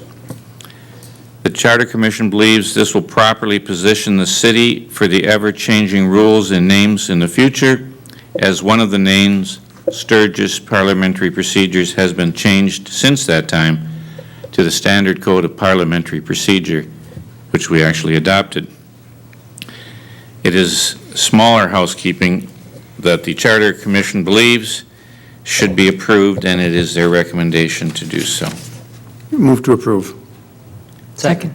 Motion made and seconded to approve the recommendation of the Charter Commission. Discussion. Seeing and hearing none, roll call. Councilmember Johnson. Aye. Fagerly. Aye. Christensen. Aye. Anderson. Aye. Ammen. Aye. Nelson. Aye. Meskey. Aye. Plowman. Aye. 8 ayes, 0 nays. That Charter Commission recommendation does pass. Next, we have a ordinance hearing amending Charter Section 9.04. Mr. Halliday. Mr. Mayor, members of the council, this amending ordinance works in Section 9.04, the oath of office, where it adds details to the current oath, which is administered by an elected mayor, elected council, and a written oath is taken by every board, commission, and committee member. And they believe that there is just a verbal shortfall where they should specify the office that they are in taking the oath. And so their amending ordinance simply adds, where it talks about discharging faithfully the duties of the office, it adds a space of what? Mayor's office, council member, planning commission, and so forth. It adds clarity. It is their recommendation to approve the amending ordinance, and it's a simple one-line change. So moved. Second. Motion made and seconded to approve the amendment, clearly stating what office you are holding. Discussion. Roll call. Councilmember Fagerly. Aye. Christensen. Aye. Anderson. Aye. Ammen. Aye. Nelson. Aye. Meskey. Aye. Plowman. Aye. Johnson. Aye. 8 ayes, 0 nays. That recommendation of the Charter Commission passes as well. Next, we're on to the Public Works Safety Committee meeting minutes, and my understanding is Councilmember Nelson is going to read those. Is that correct, Councilmember Christensen? Yes, I would. Councilmember Nelson? All right. The Public Works Safety Committee of the Willmar City Council was held on Tuesday, June 14th at Conference Room 1. In attendance was Chair Ron Christensen, Vice Chair Audrey Nelson, Steve Ammen, member, and Andrew Plowman, member. Also present was Councilmember Tim Johnson, Public Works Director Sean Christensen, Fire Chief Frank Hansen, Community Ed and Rec Director Steve Bresendine, United Way Executive Director James Miller, Bolton and Mink Engineer Jared Vogie, and Shelby Lindroot from the West Central Tribune, Robbie Jelly, and Tom Peterson. The first item was under public comment and did result in a motion. Robbie Jelly addressed concerns to the committee regarding city participation in reimbursement of the $5,500 cost incurred for the removal of the cottonwood tree by CMF Tree Removal Services on his property at 1212 Carolina Avenue Southwest, which had partially grown into city property at Miller Park. Public Works Director Christensen originally proposed participation of the Public Works Department removing and replacing the fence bordering the park next to the tree, removing and replacing the concrete sidewalk, 2 loads of black dirt for the stump hole and yard restoration for a total of $3,902.91, including equipment and labor.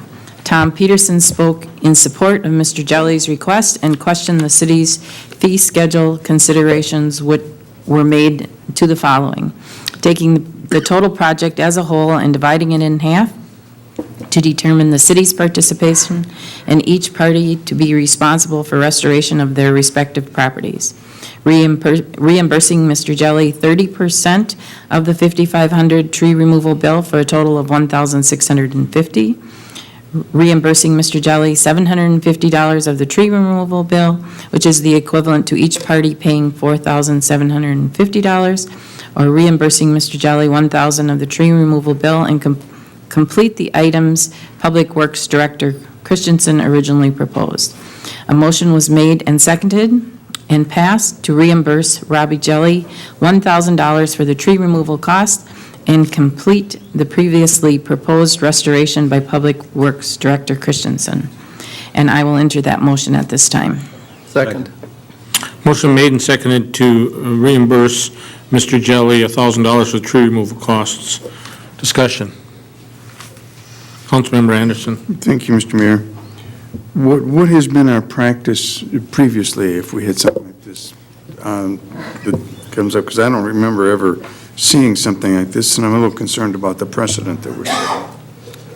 Mr. Halliday, you know what? Mr. Mayor, Councilmember Anderson, it is pretty rare that a tree is so large that it's unclear exactly whose it is. And so I really personally don't recall this really happening before. I think it was a 33-foot circumference tree. That's huge. So it was parred on both places, parred on a fence by the ball diamond to take down. It's just a little messier. Can't believe we'll have this again. So I don't. Never say never. Nothing, well, precedence a lot of times has to be almost exact circumstances. Mm-hmm. And once you change something, to be exactly like this again would be rare. What is our policy on tree removal on private property, if the city has to come in or? There really isn't anymore, because we made some efforts. And of course, the Dutch elm is probably conquered much closer, but we try to avoid all of it. And the boulevard is pretty clear. It's either a boulevard tree, which is in the right of way, or it's back past the sidewalk where we don't. It's where it starts, of course, not the overriding limbs. It's its base. Right. So we're not touching those. I don't know if Director Christensen wants to make any comment about backyard things, but I know over time we've had some complaints of a few limbs will fall on a plastic fence or something, and you break 8 feet, and then you got to sometimes pay for a lot of things, and so we're trying to avoid most of it. And I think we're carrying that out. Okay. Councilmember Nelson. I don't see it in the minutes here, but we did, I think, agree also that the check should be made payable to CMF Tree Removal and to Mr. Jelly, so that that part would get paid to the tree service through him. That's it.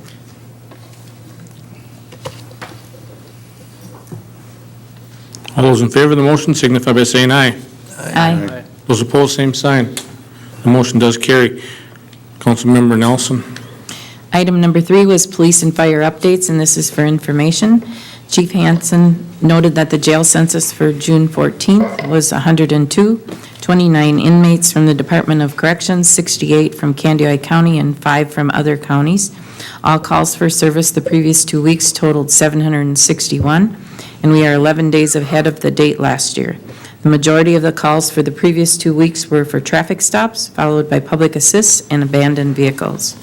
Chief Hansen noted that the total fire department total calls for the year were 139, compared to 158 calls in 2015, and the dispatch to en route time for May was 3 minutes and 37 seconds. Item number 4 is a motion and for the United Way Little Libraries. And are we going to ask him to do that presentation later? We'll do it now. We'll do it now? All right. I think he wants us to do it now or an hour ago. That's fine. Actually, Mr. Mayor, council members, that was kind of interesting, the charter changes. It was good to see that. Thank you for moving those ahead of me, so I could be part of that. Yes, so. We only tried to help There's a little those. bit of sarcasm there. We didn't detect it at all. No. I am James Soule, Executive Director for United Way of West Central Minnesota. I had the opportunity to talk to the Public Works and Safety meeting in regards to a free little library program that we would love to place within our community parks. It is a take a book, lend a book, take a book, leave a book, free library program, really about getting books, literacy pieces out to where children and families are throughout the summer months and really throughout the year. But you can see one of our libraries right there, and these are actually have already been purchased through a grant with the Willmar area Kiwanis, and we'll be hopefully putting them up this summer so that kids can have an opportunity to read and parents can have an opportunity to read when they're in our park systems. So again, an enhancement to what our parks are already. We will maintain the libraries ourselves. The books we actually have purchased and have collected over the last year in order to place in the libraries. Again, gearing them primarily towards kids, young families, really having that opportunity to read a little bit at a park, take a break, dream a little bit, just get an opportunity to read. We had a nice article that made it into the West Central Tribune on Saturday, if you had a chance to read it. It really talked a little bit more about the program, but again, it is a free program and something that really shouldn't take any city maintenance other than the initial installation of the libraries. And I have talked with Scott Ladebor at the Public Works about that, and he's the one that recommended we went through this process to make sure that we are doing it right and making it easy for everybody to keep an eye on them. Thank you. Glad to answer any questions. Councilmember Nelson? There was a motion made and seconded to support the program, and I'll enter that motion to support the Little Libraries program from the United Way. Second. Motion made and seconded. Any questions for Mr. Miller? Councilmember Remeski? Whatever you want to call me. I've seen these in I could go and call your name wrong again. Yeah. And a lot of them, and even in the handout we got here, they're painted and elaborately colored. Were there plans to do that? Or Yep, these are just, that's in the raw form. So we have the Kiwanis, our JC's group, CDS is actually going to adopt one and decorate it for us. So put some sort of roofing material on it, they'll paint it up and weatherize it for us, and then they'll be placed out. So yeah, they will be colorfully decorated, much like the handouts. Councilmember Anderson? Thank you, Mr. Mayor. Has there been any coordination with the library, the Willmar Library? Not with this particular program. We actually do partner with them within our summer Growmobile program. Right. We're actually bringing books along with our Growmobile to the different parks that we hit throughout the summer months, so that we are helping to teach that whole process of taking a book and checking it out and going through that process of what it is like to be at a library. So we're almost created a little mini library. This will operate a little bit differently. Again, we're going to work primarily on donated books, and it is a free program in the sense that if you want to read a book, you can take it out of there. If it ends up at your home, that's okay. We're okay with it. I don't want to say being stolen, but being taken home and being used. That's why we want to put the books in there. And then the intent is if people have books laying around, and I know with 2 children myself, we have a whole closet full of books that would be great to put back into the library. So it is an opportunity for people to leave a book that they've loved or that they can hand on to the next generation. Okay, thanks. Yep. Councilmember Fagerly? Thank you, Mr. Mayor. So how many parks are you putting these in? Just where they have shelters? or- Well, we're looking at 5 parks, and we've kind of targeted, I've talked with Steve Brisnett a little bit about some of the locations. We've talked with Scott a little bit about the locations. We looked at J.C.'s and Bria's Playground. We've looked at Rice Park. We have looked at Robbins Island, especially now with this destination park coming in. Where would that be the right place out there? We have also looked at behind Bill Taunton Stadium out at Swanson Field. We have our Born Learning Trail that's out there on the piece of track behind the stadium. We'd like to put one there, and then we're just trying to figure out where that 5th location would possibly be. We've got a couple different ideas. Selvig Park downtown Willmar might be neat. How about Hilltop? There's a lot Hilltop would be a great one too, yeah. there, or Lincoln. Yeah, and we're starting with 5, and we're hoping to expand the program in the next few years. Okay. I see you have your certificate on the side of it there, your medal. Yes. From the Little Libraries. Yep, that's one of the neat things about it. Once you get the libraries up, you actually have a placeholder. So when you go onto their website and happen to be in a community, you can look up where the little libraries are, and it'll actually tell you the coordinates GPS-wise or the location street-wise where you can go find one. We were intentional, too, about the idea of putting them in parks rather than in residential areas.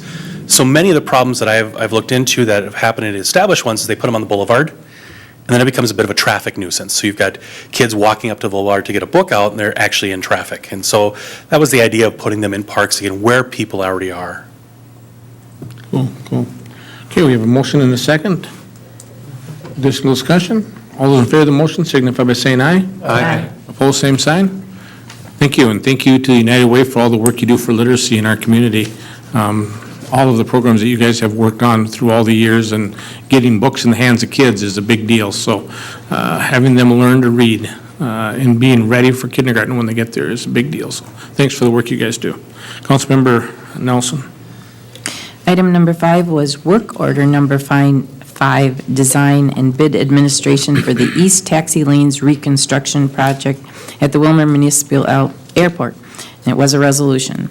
Staff brought forth for approval work order number 5 with Bolton and Mink Professional Services contract for design and bid administration of the East Taxi Lane Reconstruction Project. The project includes grading the taxi lane for better drainage and insulation of valley gutters.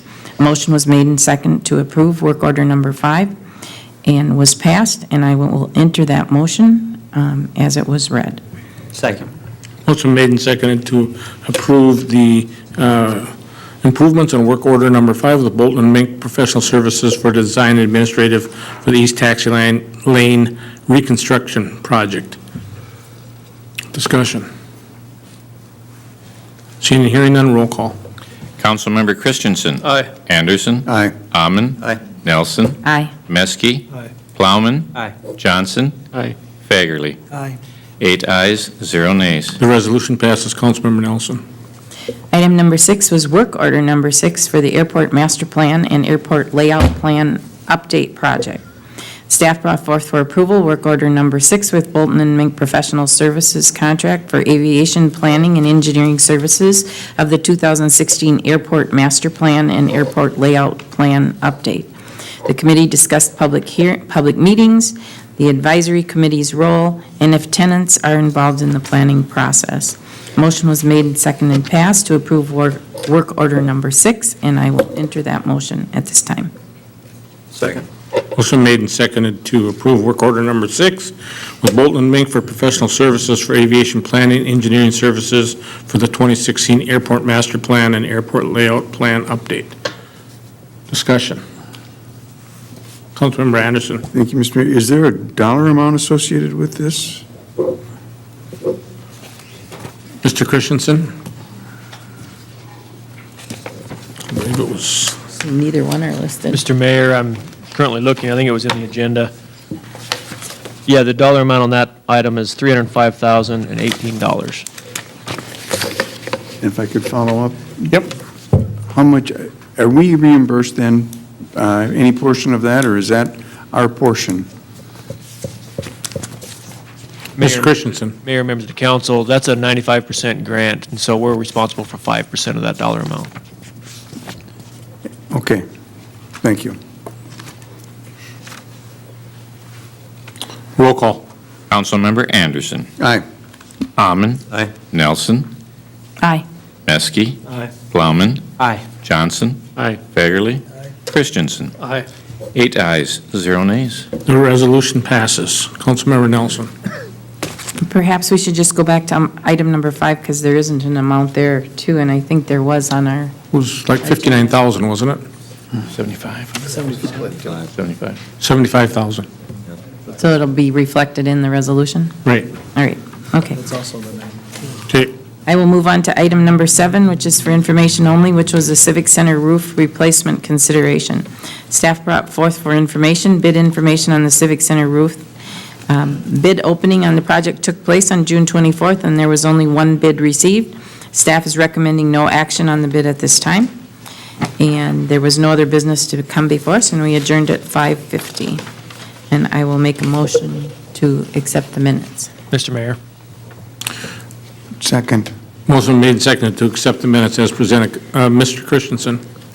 Mayor, members of the council, I believe instead of the no action, we may have to, Reject the bids? yeah, recommend rejecting all bids on this project.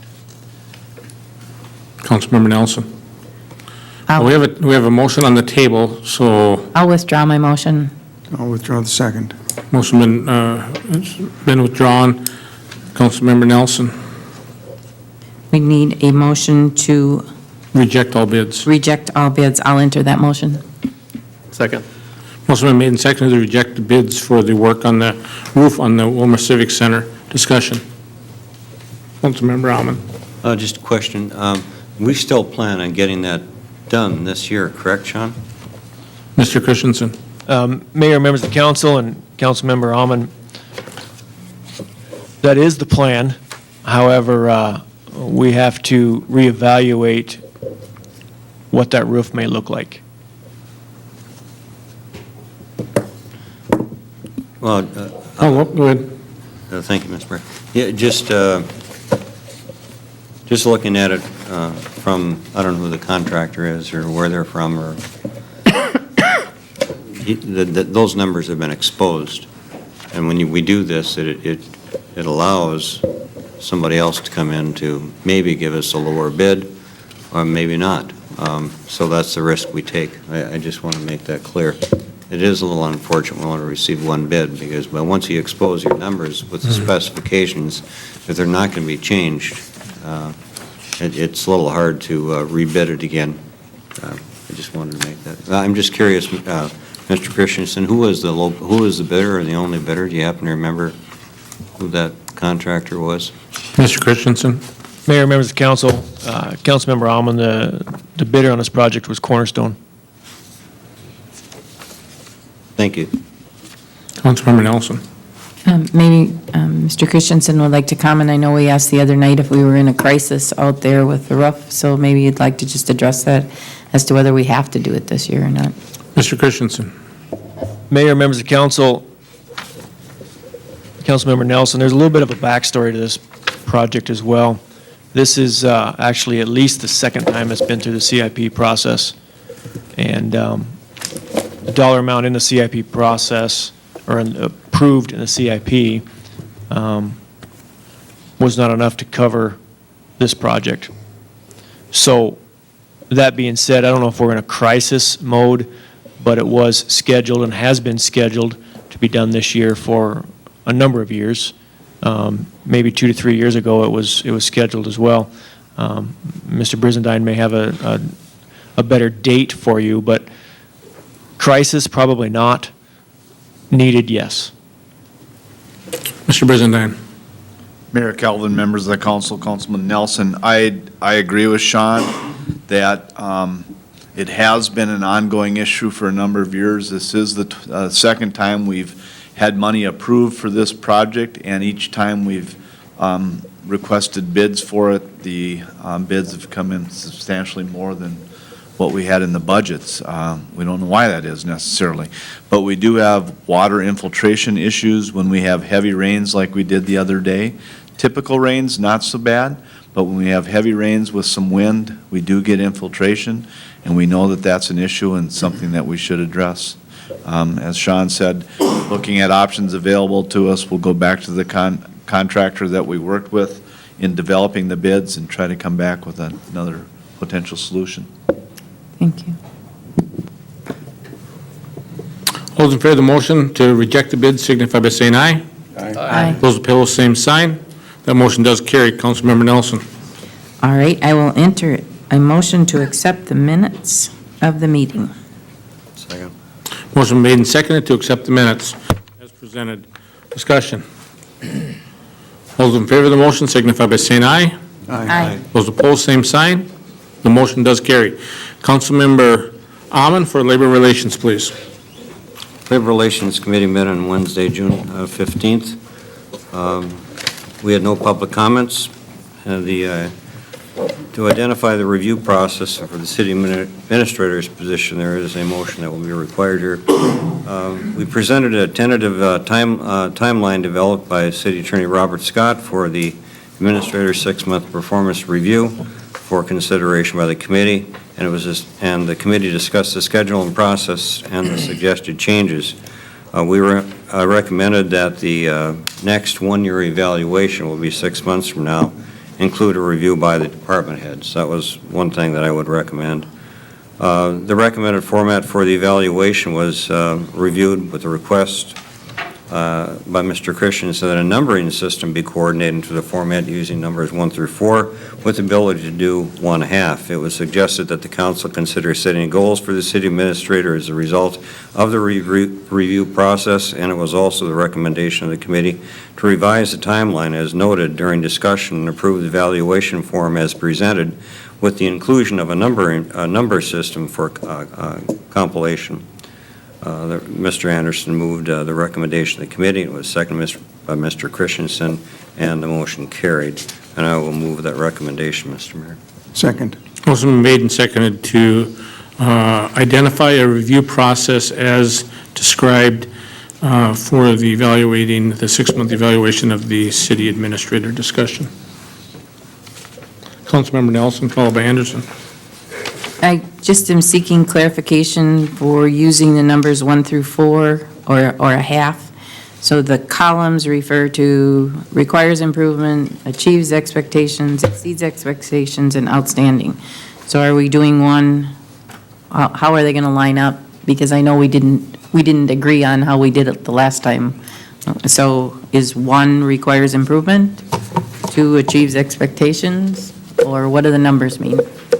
Councilmember Amon. Well, I believe the numbers, 1 meaning not a good rating, 4 meaning a good rating, and 1/2s in between that was recommended by Mr. Christensen to maybe define it a little bit better. I'm fine with that, but could that be put on the form so that we don't have the same confusion the last time, as we did the last time we did this?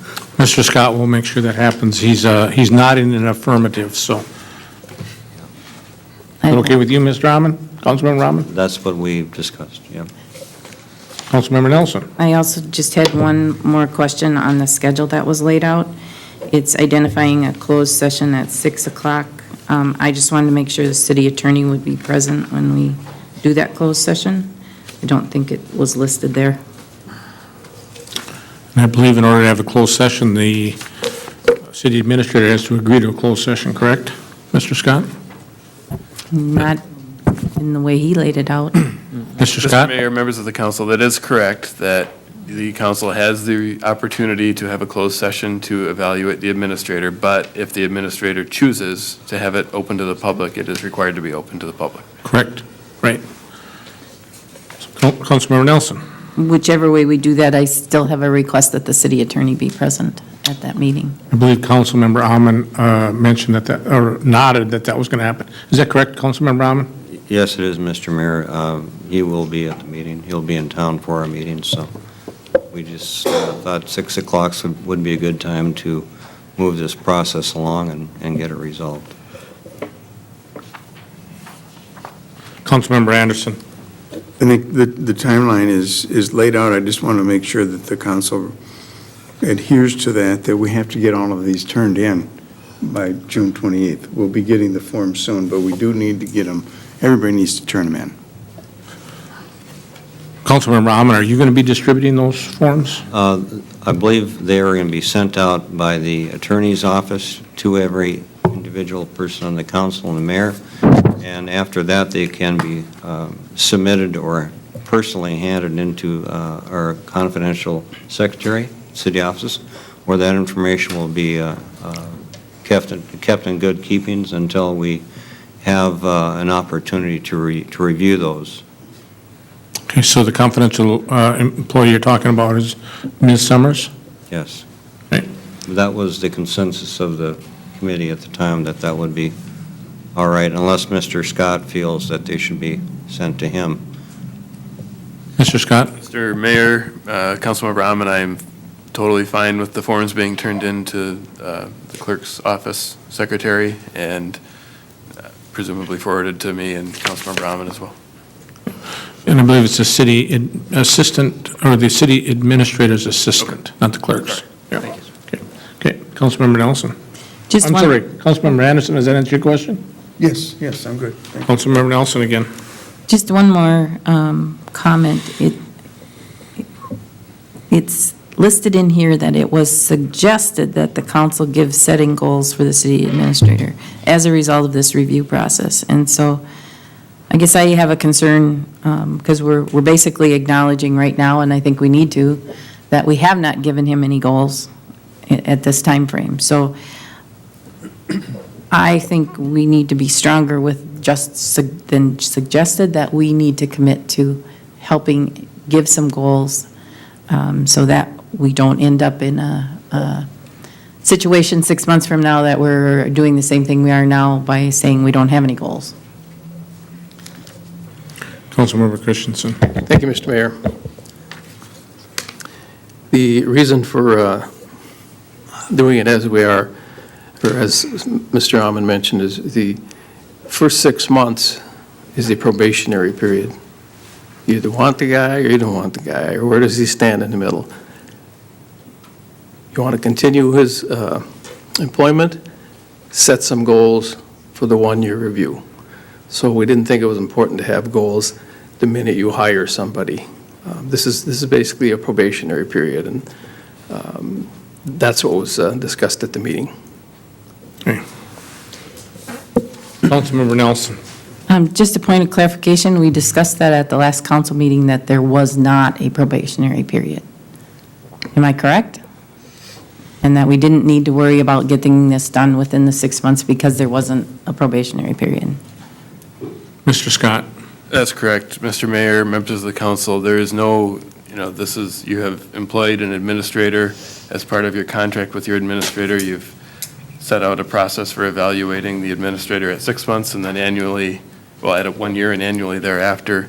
There's nothing about the 6 months other than that it's the first evaluation period that's significant. The employment status of the employee doesn't change after 6 months. So this is just the initial evaluation. And that's it. Councilmember Rahman. Thank you, Mr. Mayor. To answer your question, Ms. Nelson, the form you will have an opportunity to express any of your opinions on goals and accomplishments that we would like to have the city administrator achieve.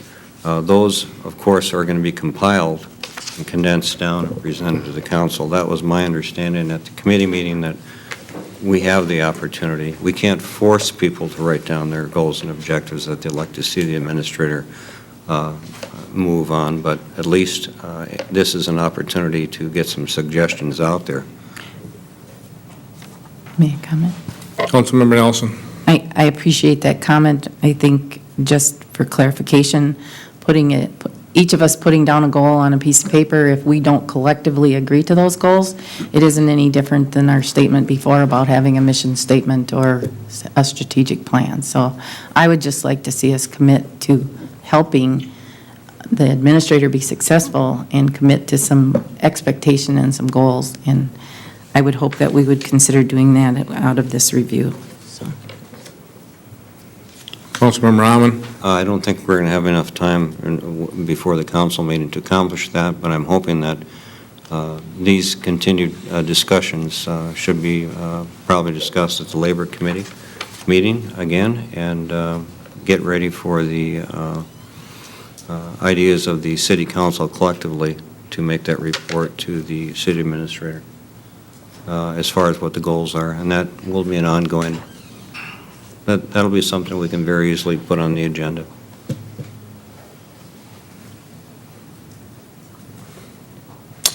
All those in favor of the motion signify by saying aye. Aye. Aye. Those opposed, same sign. The motion does carry. Councilmember Amon.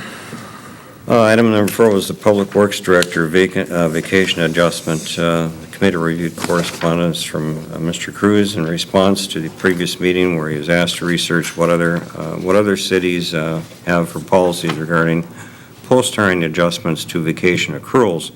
Mr. Cruz reported that he was not able to specifically identify a policy related to this matter as it was somewhat a rare concern or occurrence. He stated that since presenting his original recommendation at the committee, he and Public Works Director Sean Christensen have revisited the request and made the following revisions and recommendations, and that is effective on Mr. Christensen's anniversary, recognize his 13 years experience for purposes of vacation accruals, setting his annual accrual rate at 15 days, and on each of the next 2 anniversary dates, grant an additional accrual rate of 5 days of vacation, subject to a positive review.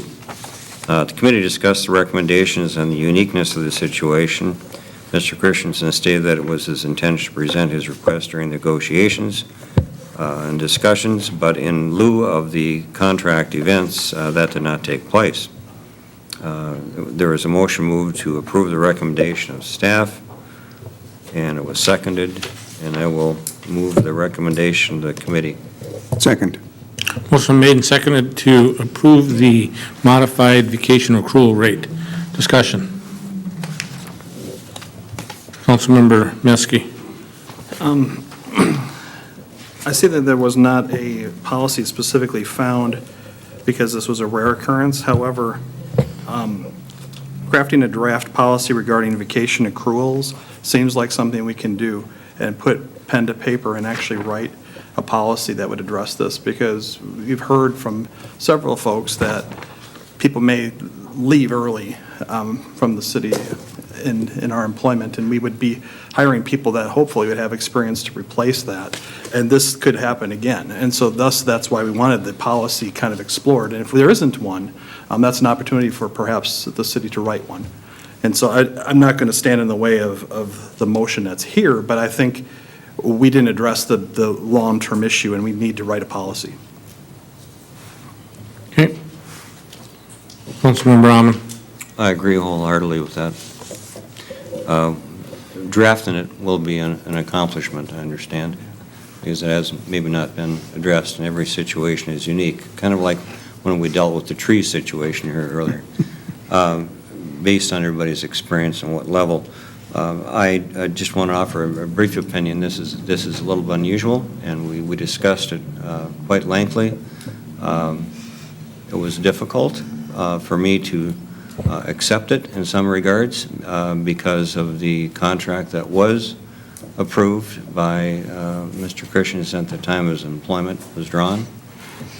The only other option and consideration that I could recommend would be that rather than the one every 5 days cumulative each year for the next 3 years, to catch up or to have the maximum amount of years,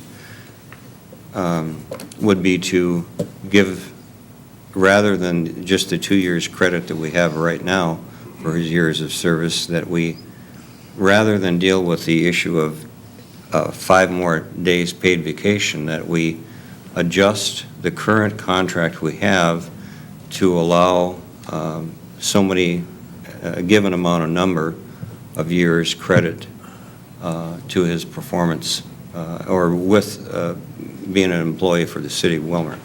If you follow me on that, I don't know if that could be done, but I'm just a little concerned about how this will affect the people that have been here for 25 years and had to work many years with the city prior before they got 5 weeks paid vacation a year. And so that was the concern that was expressed, and it's with all due respect to Sean and his work and the individual and his personality, I feel very strongly that we can maybe somehow work out an agreement. This was the best that we could come up with, and we thought we'd bring it to the committee, or the council, for discussion, because it's a sensitive issue, and it requires some deep thought. And that was my suggestion after the meeting, or that's my suggestion of thought that I gave to the process after the meeting. So, thank you. Councilmember Metzger, follow-up. Can I just ask that we have, that the next labor relations, meaning maybe to put this as an agenda item, the policy discussion, not the specific motion we're talking about here, but the crafting of a policy. Maybe that's the best way to handle that. Okay, ready to vote? All those in favor of the motion signify by saying aye. Aye. Those opposed, same sign. The motion does carry. Councilmember Almond. I have to turn the pages here. I think you're ready to file the minutes. That was the end of the meeting, Mr. Mayor, and I moved to file the minutes. Second. Motion been made and seconded to file the minutes. Discussion. All those in favor of filing the minutes signify by saying aye. Aye. Those opposed to that motion signify by saying aye. All- The motion does carry. Did I call the question? I don't think so. All those in favor of the motion signify by saying aye. Aye. All those opposed, same sign. Okay, I think we're getting late. The motion does pass. Kevin Halliday, the issue of public hearing for July 5th, and ordinance amending municipal code, Chapter 3, alcoholic beverages. Mr. Mayor, members of the council, we have an amending ordinance before you, working on Chapter 3, which covers alcoholic beverages within our codes.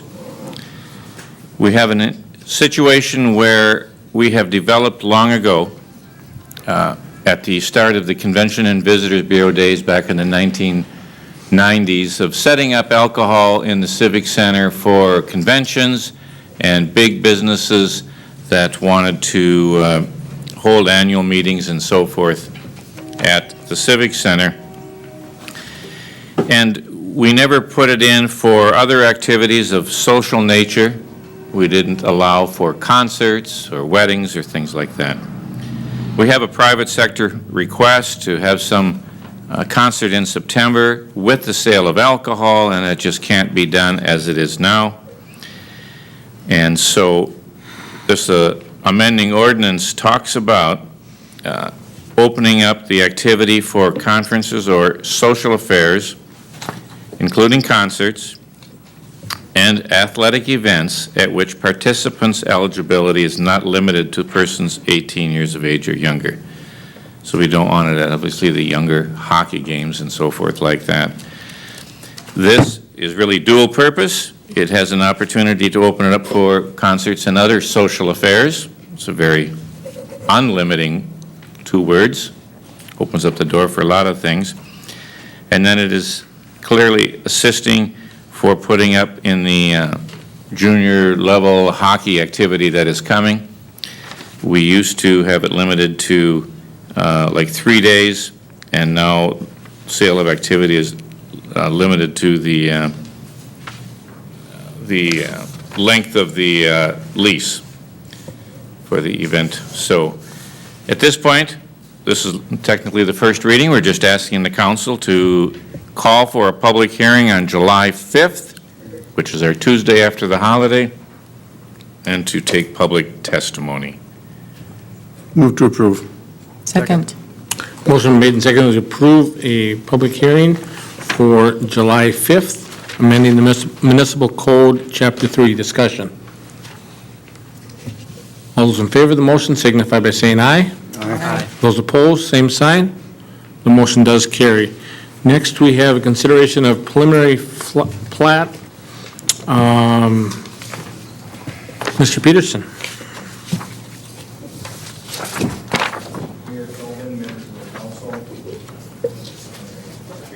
Members of the council. The preliminary plat in front of you tonight is the plat of the former Walmart site, which had previously been separated into 2 lots. Because of some desires amongst the 2 property owners to trade a few small tracts within those parcels, it was necessary to replat the property into 2 commercial lots. Runnings will occupy 1 parcel, and the mystery store, soon to be announced, will occupy the 2nd parcel where the site work has already begun. It's a recommendation of staff and the Planning Commission that the plat be approved as prepared and presented. So moved. Motion made and seconded to, motion been made and seconded to approve the plat as presented. Shelby was ready to type and hit the send button, Bruce. Okay, discussion from the council. All those in favor of that motion signify by saying aye. Aye. Opposed, same sign. The motion does carry. Next, we have a request for reappropriation of special assessments. Mr. Peterson. Mayor Kelvin, members of the council, this request is from Warren Erickson or Erickson Land Company. They own property in Trentwood Estates and have since subdivided that property. The subdivision triggered the need for special assessments and for the reapportionment of special assessments, and that's what this request is for. It is the same owners of the property. They are just shifting the cost to align with the new lot width so that they are distributed proportionately. It's a recommendation of staff that the reapportionment be approved as presented. Move to approve. Second. Motion made and seconded to approve the realigning of the special assessments. Discussion. Seeing and hearing none, roll call. Councilmember Amon. Aye. Nelson. Aye. Meske. Aye. Plowman. Aye. Johnson. Aye. Fagerly. Aye. Christensen. Aye. Anderson. Aye. 8 ayes, 0 nays. The resolution passes. Next is a amendment to the zoning ordinance to allow electronic reader boards in residential areas. Mr. Peterson. Mayor Kelvin, members of the council, within the city of Willmar, we have a number of school properties, church properties, and other not-for-profits that would like to utilize electronic reader boards. Currently, in the residential districts, the use of that type of sign is not permitted. The Planning Commission was asked to consider whether or not it would be appropriate to allow electronic signs in those residential neighborhoods. The Planning Commission conducted a public hearing and has come back with a recommendation that electronic reader boards be permitted, but they shall not flash or display rapid animation, and that they shall not illuminate their signs from 10 p.m. to 6 a.m. in those cases where the signs face residential homes. Tonight, we're here to introduce this for a public hearing. It's a recommendation of staff that this matter be considered at a public hearing at the July 5th council meeting. Move to approve. Second. Motion made and seconded to approve consideration of an amendment to the zoning ordinance to allow electronic reader boards in residential areas. Discussion. Roll call, simple motion. All in favor of the motion signify by saying aye. Aye. Opposed, same sign. The motion does carry. Next, we'll have the MS4 meeting. Your attendance has dropped dramatically, but I think you still had a pretty good attendance. Thank you, Mayor. I didn't notice anybody leave, so that's a good thing. I apologize that for the last minute. Mr. Miller, stick around. Agenda item. In front of you tonight is, as is every year around this time, second meeting in June, is the annual municipal separate storm sewer meeting. The reason for this time of year is June 30th each year, we were required as an MS4 committee, or community rather, to submit our MS4 report each year to the state.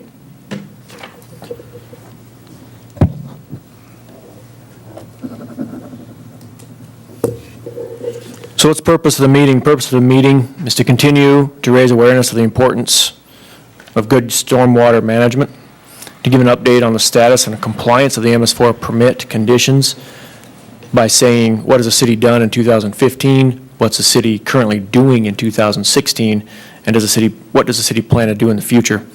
This also allows the public to comment on the City of Willmar's implementation procedures.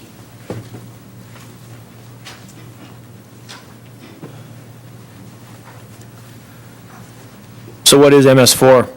MS4 is Municipal Separate Storm Sewer System, which is why we use MS4.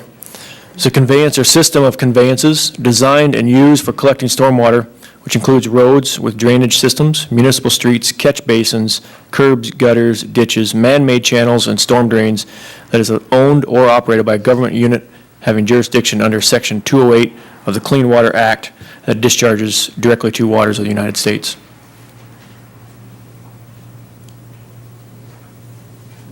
A little background. The MPCA designated under Minnesota Chapter 7090 that all cities outside of urbanized areas with a population greater than 10,000 must obtain an NPDES stormwater permit. And for those following along, NPDES is National Pollutant Discharge Elimination System. Willmar meets the requirements of the designated MS4 with a population of 19,610 as of the 2010 census.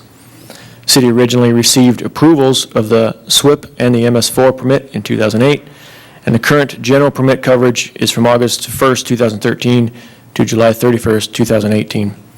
Oh, and SWIP is Stormwater Pollution Prevention Program, in case you were wondering. The city developed a SWIP to address 6 minimum control measures set by the MPCA. Number 1, public education and outreach. 2 is public participation and involvement. 3 is illicit discharge detection and elimination. 4, construction site runoff controls. 5 is post-construction storm water management. And 6 is pollution prevention and good housekeeping. The goal of the SWIP is to create best management practices which will reduce or eliminate sediment and other pollutants from our lakes, rivers, and wetlands. So what have we accomplished in 2015? What did we accomplish in 2015? We collected nearly 5,000 cubic yards of material from street sweeping. And just as a reference, in 2014, it was about 3,500 cubic yards, so we significantly increased the sweepings. We inspected 47 outfalls and culverts and 27 ponds.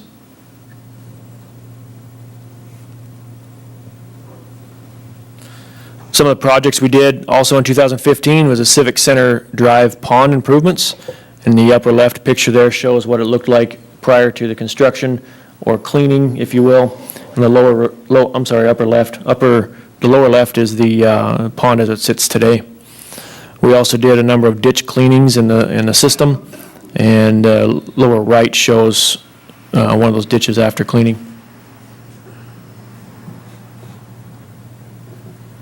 We also did some outfall improvements. This is an example of a before and after picture of an outfall that we saw that had a significant amount of erosion, and we went in and cleaned that up and repaired that.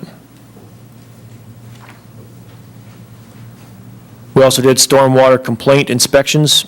This inlet is an example of where residential cooking grease has been dumped into a storm drain.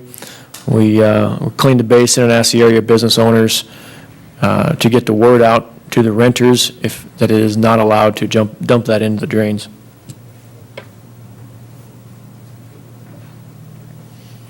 So what do we have planned for 2016? We're planning on updating the webpage. We're continuing to educate city staff, developers, contractors, homeowners, and the general public on the importance of stormwater quality. And we've started, some of you may know this, an Adopt a Drain program, which is in conjunction with the Smithsonian Waterways exhibit, June 27th through August 5th. Through that website that I believe is up there, the adoptadrain.org. And you can register and insert your address and look for drains in your area if you're interested in helping keep those drains clean. Actually, you can keep them clean without registering, by the way. So as an annual report, we have to submit this report to the MPCA by June 30th each year. We include comments received from the public, and we notify the MPCA of any changes to our SWIP, and we document the number of people present at the annual meeting. So I am pleased that everybody remained here at the meeting tonight to listen to this report. As far as the comments go, I think we'll take those through next Tuesday or Wednesday so that I can get the report in the mail by June 30th. Any questions or comments? Council? I believe the action that we need to do is we need to identify that we did have the meeting and that we will close the public hearing, but that people can continue to submit comments to you until June 29th. Okay. And then, so if people want to make comments to you, they can do so by June 29th in your office. Correct. But this will not then come back to the council, if that's the council's wishes. I'll make that motion as you stated. Okay. Second. Motion made and seconded to accept the report and the meeting. Discussion. Councilmember Fagerly. Thank you, Mr. Mayor. Sean, Councilman Amon brought it up at the last meeting, that ditch by Valley Golf and adjacent to where the new school is going. And now with all the rainfall we had last week, there is some water in there, but there was a lot of flooding in southeast Willmar. And now that they're excavating for the new school, and you had talked about you might be cleaning that ditch next year or in 2 years, because it hasn't been cleaned for 25, 30 years. Mayor, members of the council, it's been a while. It hasn't been 25 or 30 years. I want to say 10 to 12 years probably since it's been cleaned. And it did run a lot of water last Tuesday, if I remember right. I did a lot of driving around. That ditch has less to do with the flooding issues that were on the east side of town than may be realized. Yes, there was a significant amount of water in that ditch, but it was still, I drove it a couple different times, and there was still 2 to 3 feet above the water level before it was to the top of the banks. The bottom of that ditch probably is due to be dipped out again, and we've got a budget line item in each year for ditch cleanouts, the ones that we own now that we took over from the county. And so we'll be monitoring those and taking care of those as we can in the coming years. Okay. My point is, get it done before the new school is there, so the children aren't around, because you got to get the equipment in there, drag line and stuff. If we could get it before Sure. next year. Sure, Councilmember Fagerly, that's a great point, and I know the school's going to be doing a construction of their own pond on site that's also going to detain water as it comes into that ditch, and that would be a great suggestion to get that done and out before school's in session. And then one other thing, have they decided, is there going to be a walkway or a road between 23rd Street into the school property? I know they were out surveying on the private land Sure. the other day. Mayor, members of the council, Councilmember Fagerly, the current plans, or the latest plans we've seen is a culvert and a walkway to that, toward the street there at Pheasant Run area, the ball fields. Across that street, of course, would be city, and so the school is planning on, like I say, the last plans we looked at a culvert and a crossing there.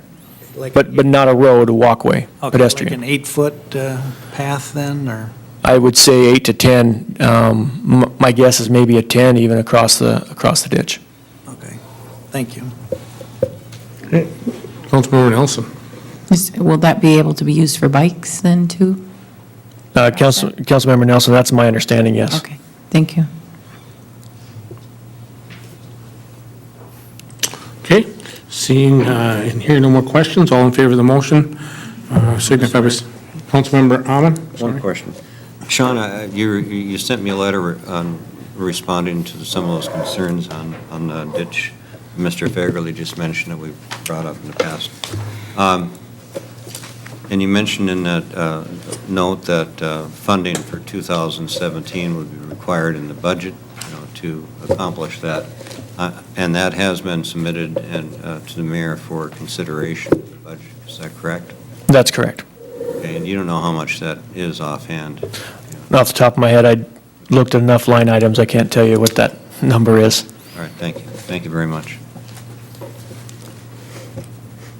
I believe you have it in your budget. I don't think I've seen it yet. That may be true as well. Additional discussion. All in favor of the motion signify by saying aye. Aye. Those opposed, same sign. The motion does carry. Thank you. Next, we have announcement of committee meeting dates. Finance. Finance will meet Monday, the 27th, at 4:45. City Hall? Yes. Public Works, Public Safety. Tuesday, July 28th, 4:45. And Labor? I believe it's the 29th. My computer is dead, so I don't know exactly what that date's, was that correct, Mr. Chris? Wednesday. 29th? 29th at 4:45 City Hall? Was that the Wednesday? Yep. Yes, thank you. Okay. Community Development. That leaves Thursday, the 30th, 4:45 at City Hall. Perfect, sounds great. On Thursday evening, I attended a Getting Ahead graduation ceremony out at the Oaks. There were 3 ladies in our community that were recognized for the efforts that they have put forward on getting themselves ahead, and it's a program that assists people out of poverty, and it was a very encouraging event to have attended. These 3 ladies who were actually in the paper, West Central Tribune, did a very nice story on them, and talked about the struggles that they've had and how they've actually worked to get themselves ahead and working themselves. So it's a great program. Salvation Army runs it, and they will be doing another program yet this year. And starting, they have enough people to fill a class. And it's a really great program because not only does it teach people financial budgeting, financial tools, those types of things, but it teaches them how to get ahead themselves. So I just wanted to point that out. Also, Willmar Fest starts this week, starts on Wednesday with the flag raising at Selvig Park. So encourage everybody to get out to enjoy the Willmar Fest activities. Downtown block party on Thursday. And Friday, we've got events as well. I'm looking at James, and he's not giving me any eye signs, so. You're doing good. Okay. Stingers game Friday night. Stingers game Friday night. And then Saturday is all of the events, starting with the pancake breakfast at the fire station, and then the Foot Lake 4 run, and then our parade, and our party out at Robbins Island, and then we have the fireworks and all of those activities, and we have the Queen coordination in the afternoon, and then on Sunday, we have the Sparkle event that happens for brunch for some of us that get invited. I hope I get invited again. I love to eat, you know. So we'll have that event, and so encourage the council to attend any of those events that they can to support this community-led volunteer effort that's happening. So I'm getting a high sign from Rudy back there, so. The parade's live on channel 18 and 181. The parade will be live on channel 18 and 181, so. And on the city website. And on the city website afterwards. So that will be, I'm hearing yes and I'm hearing no. Is that a no? Streaming live. Streaming live on the city website as well. So a lot of great activities happening in our community, a lot of positive things happening. This is going to be an exciting summer. I am just so pumped for what's happening, good things that are happening in our community. And, the Rockin' Robins, the event with that Dave Baker is working on is good stuff. So, Councilmember Christensen. Thank you, Mr. Mayor. And due to the hard work and efforts of John Lindstrand and Ron McIndans, on July 1st, the Vietnam Veterans Wall will be at Robbins Island. There will actually be a procession from Painesville with motorcycles and cars and vans that are going to bring that wall to Robbins Island that day, and it'll be open from July 1 through July 4th. It's free to the public. There will be free will donations taken. It cost a bit of money to bring these here, but all of those expenses have been paid by local VFWs, Legions, et cetera. So if you get a chance, you're patriotic, please go out to Robbins Island and see the Vietnam Veterans Wall. Anything else? Move to adjourn. Second. Motion made and seconded to adjourn. We are adjourned.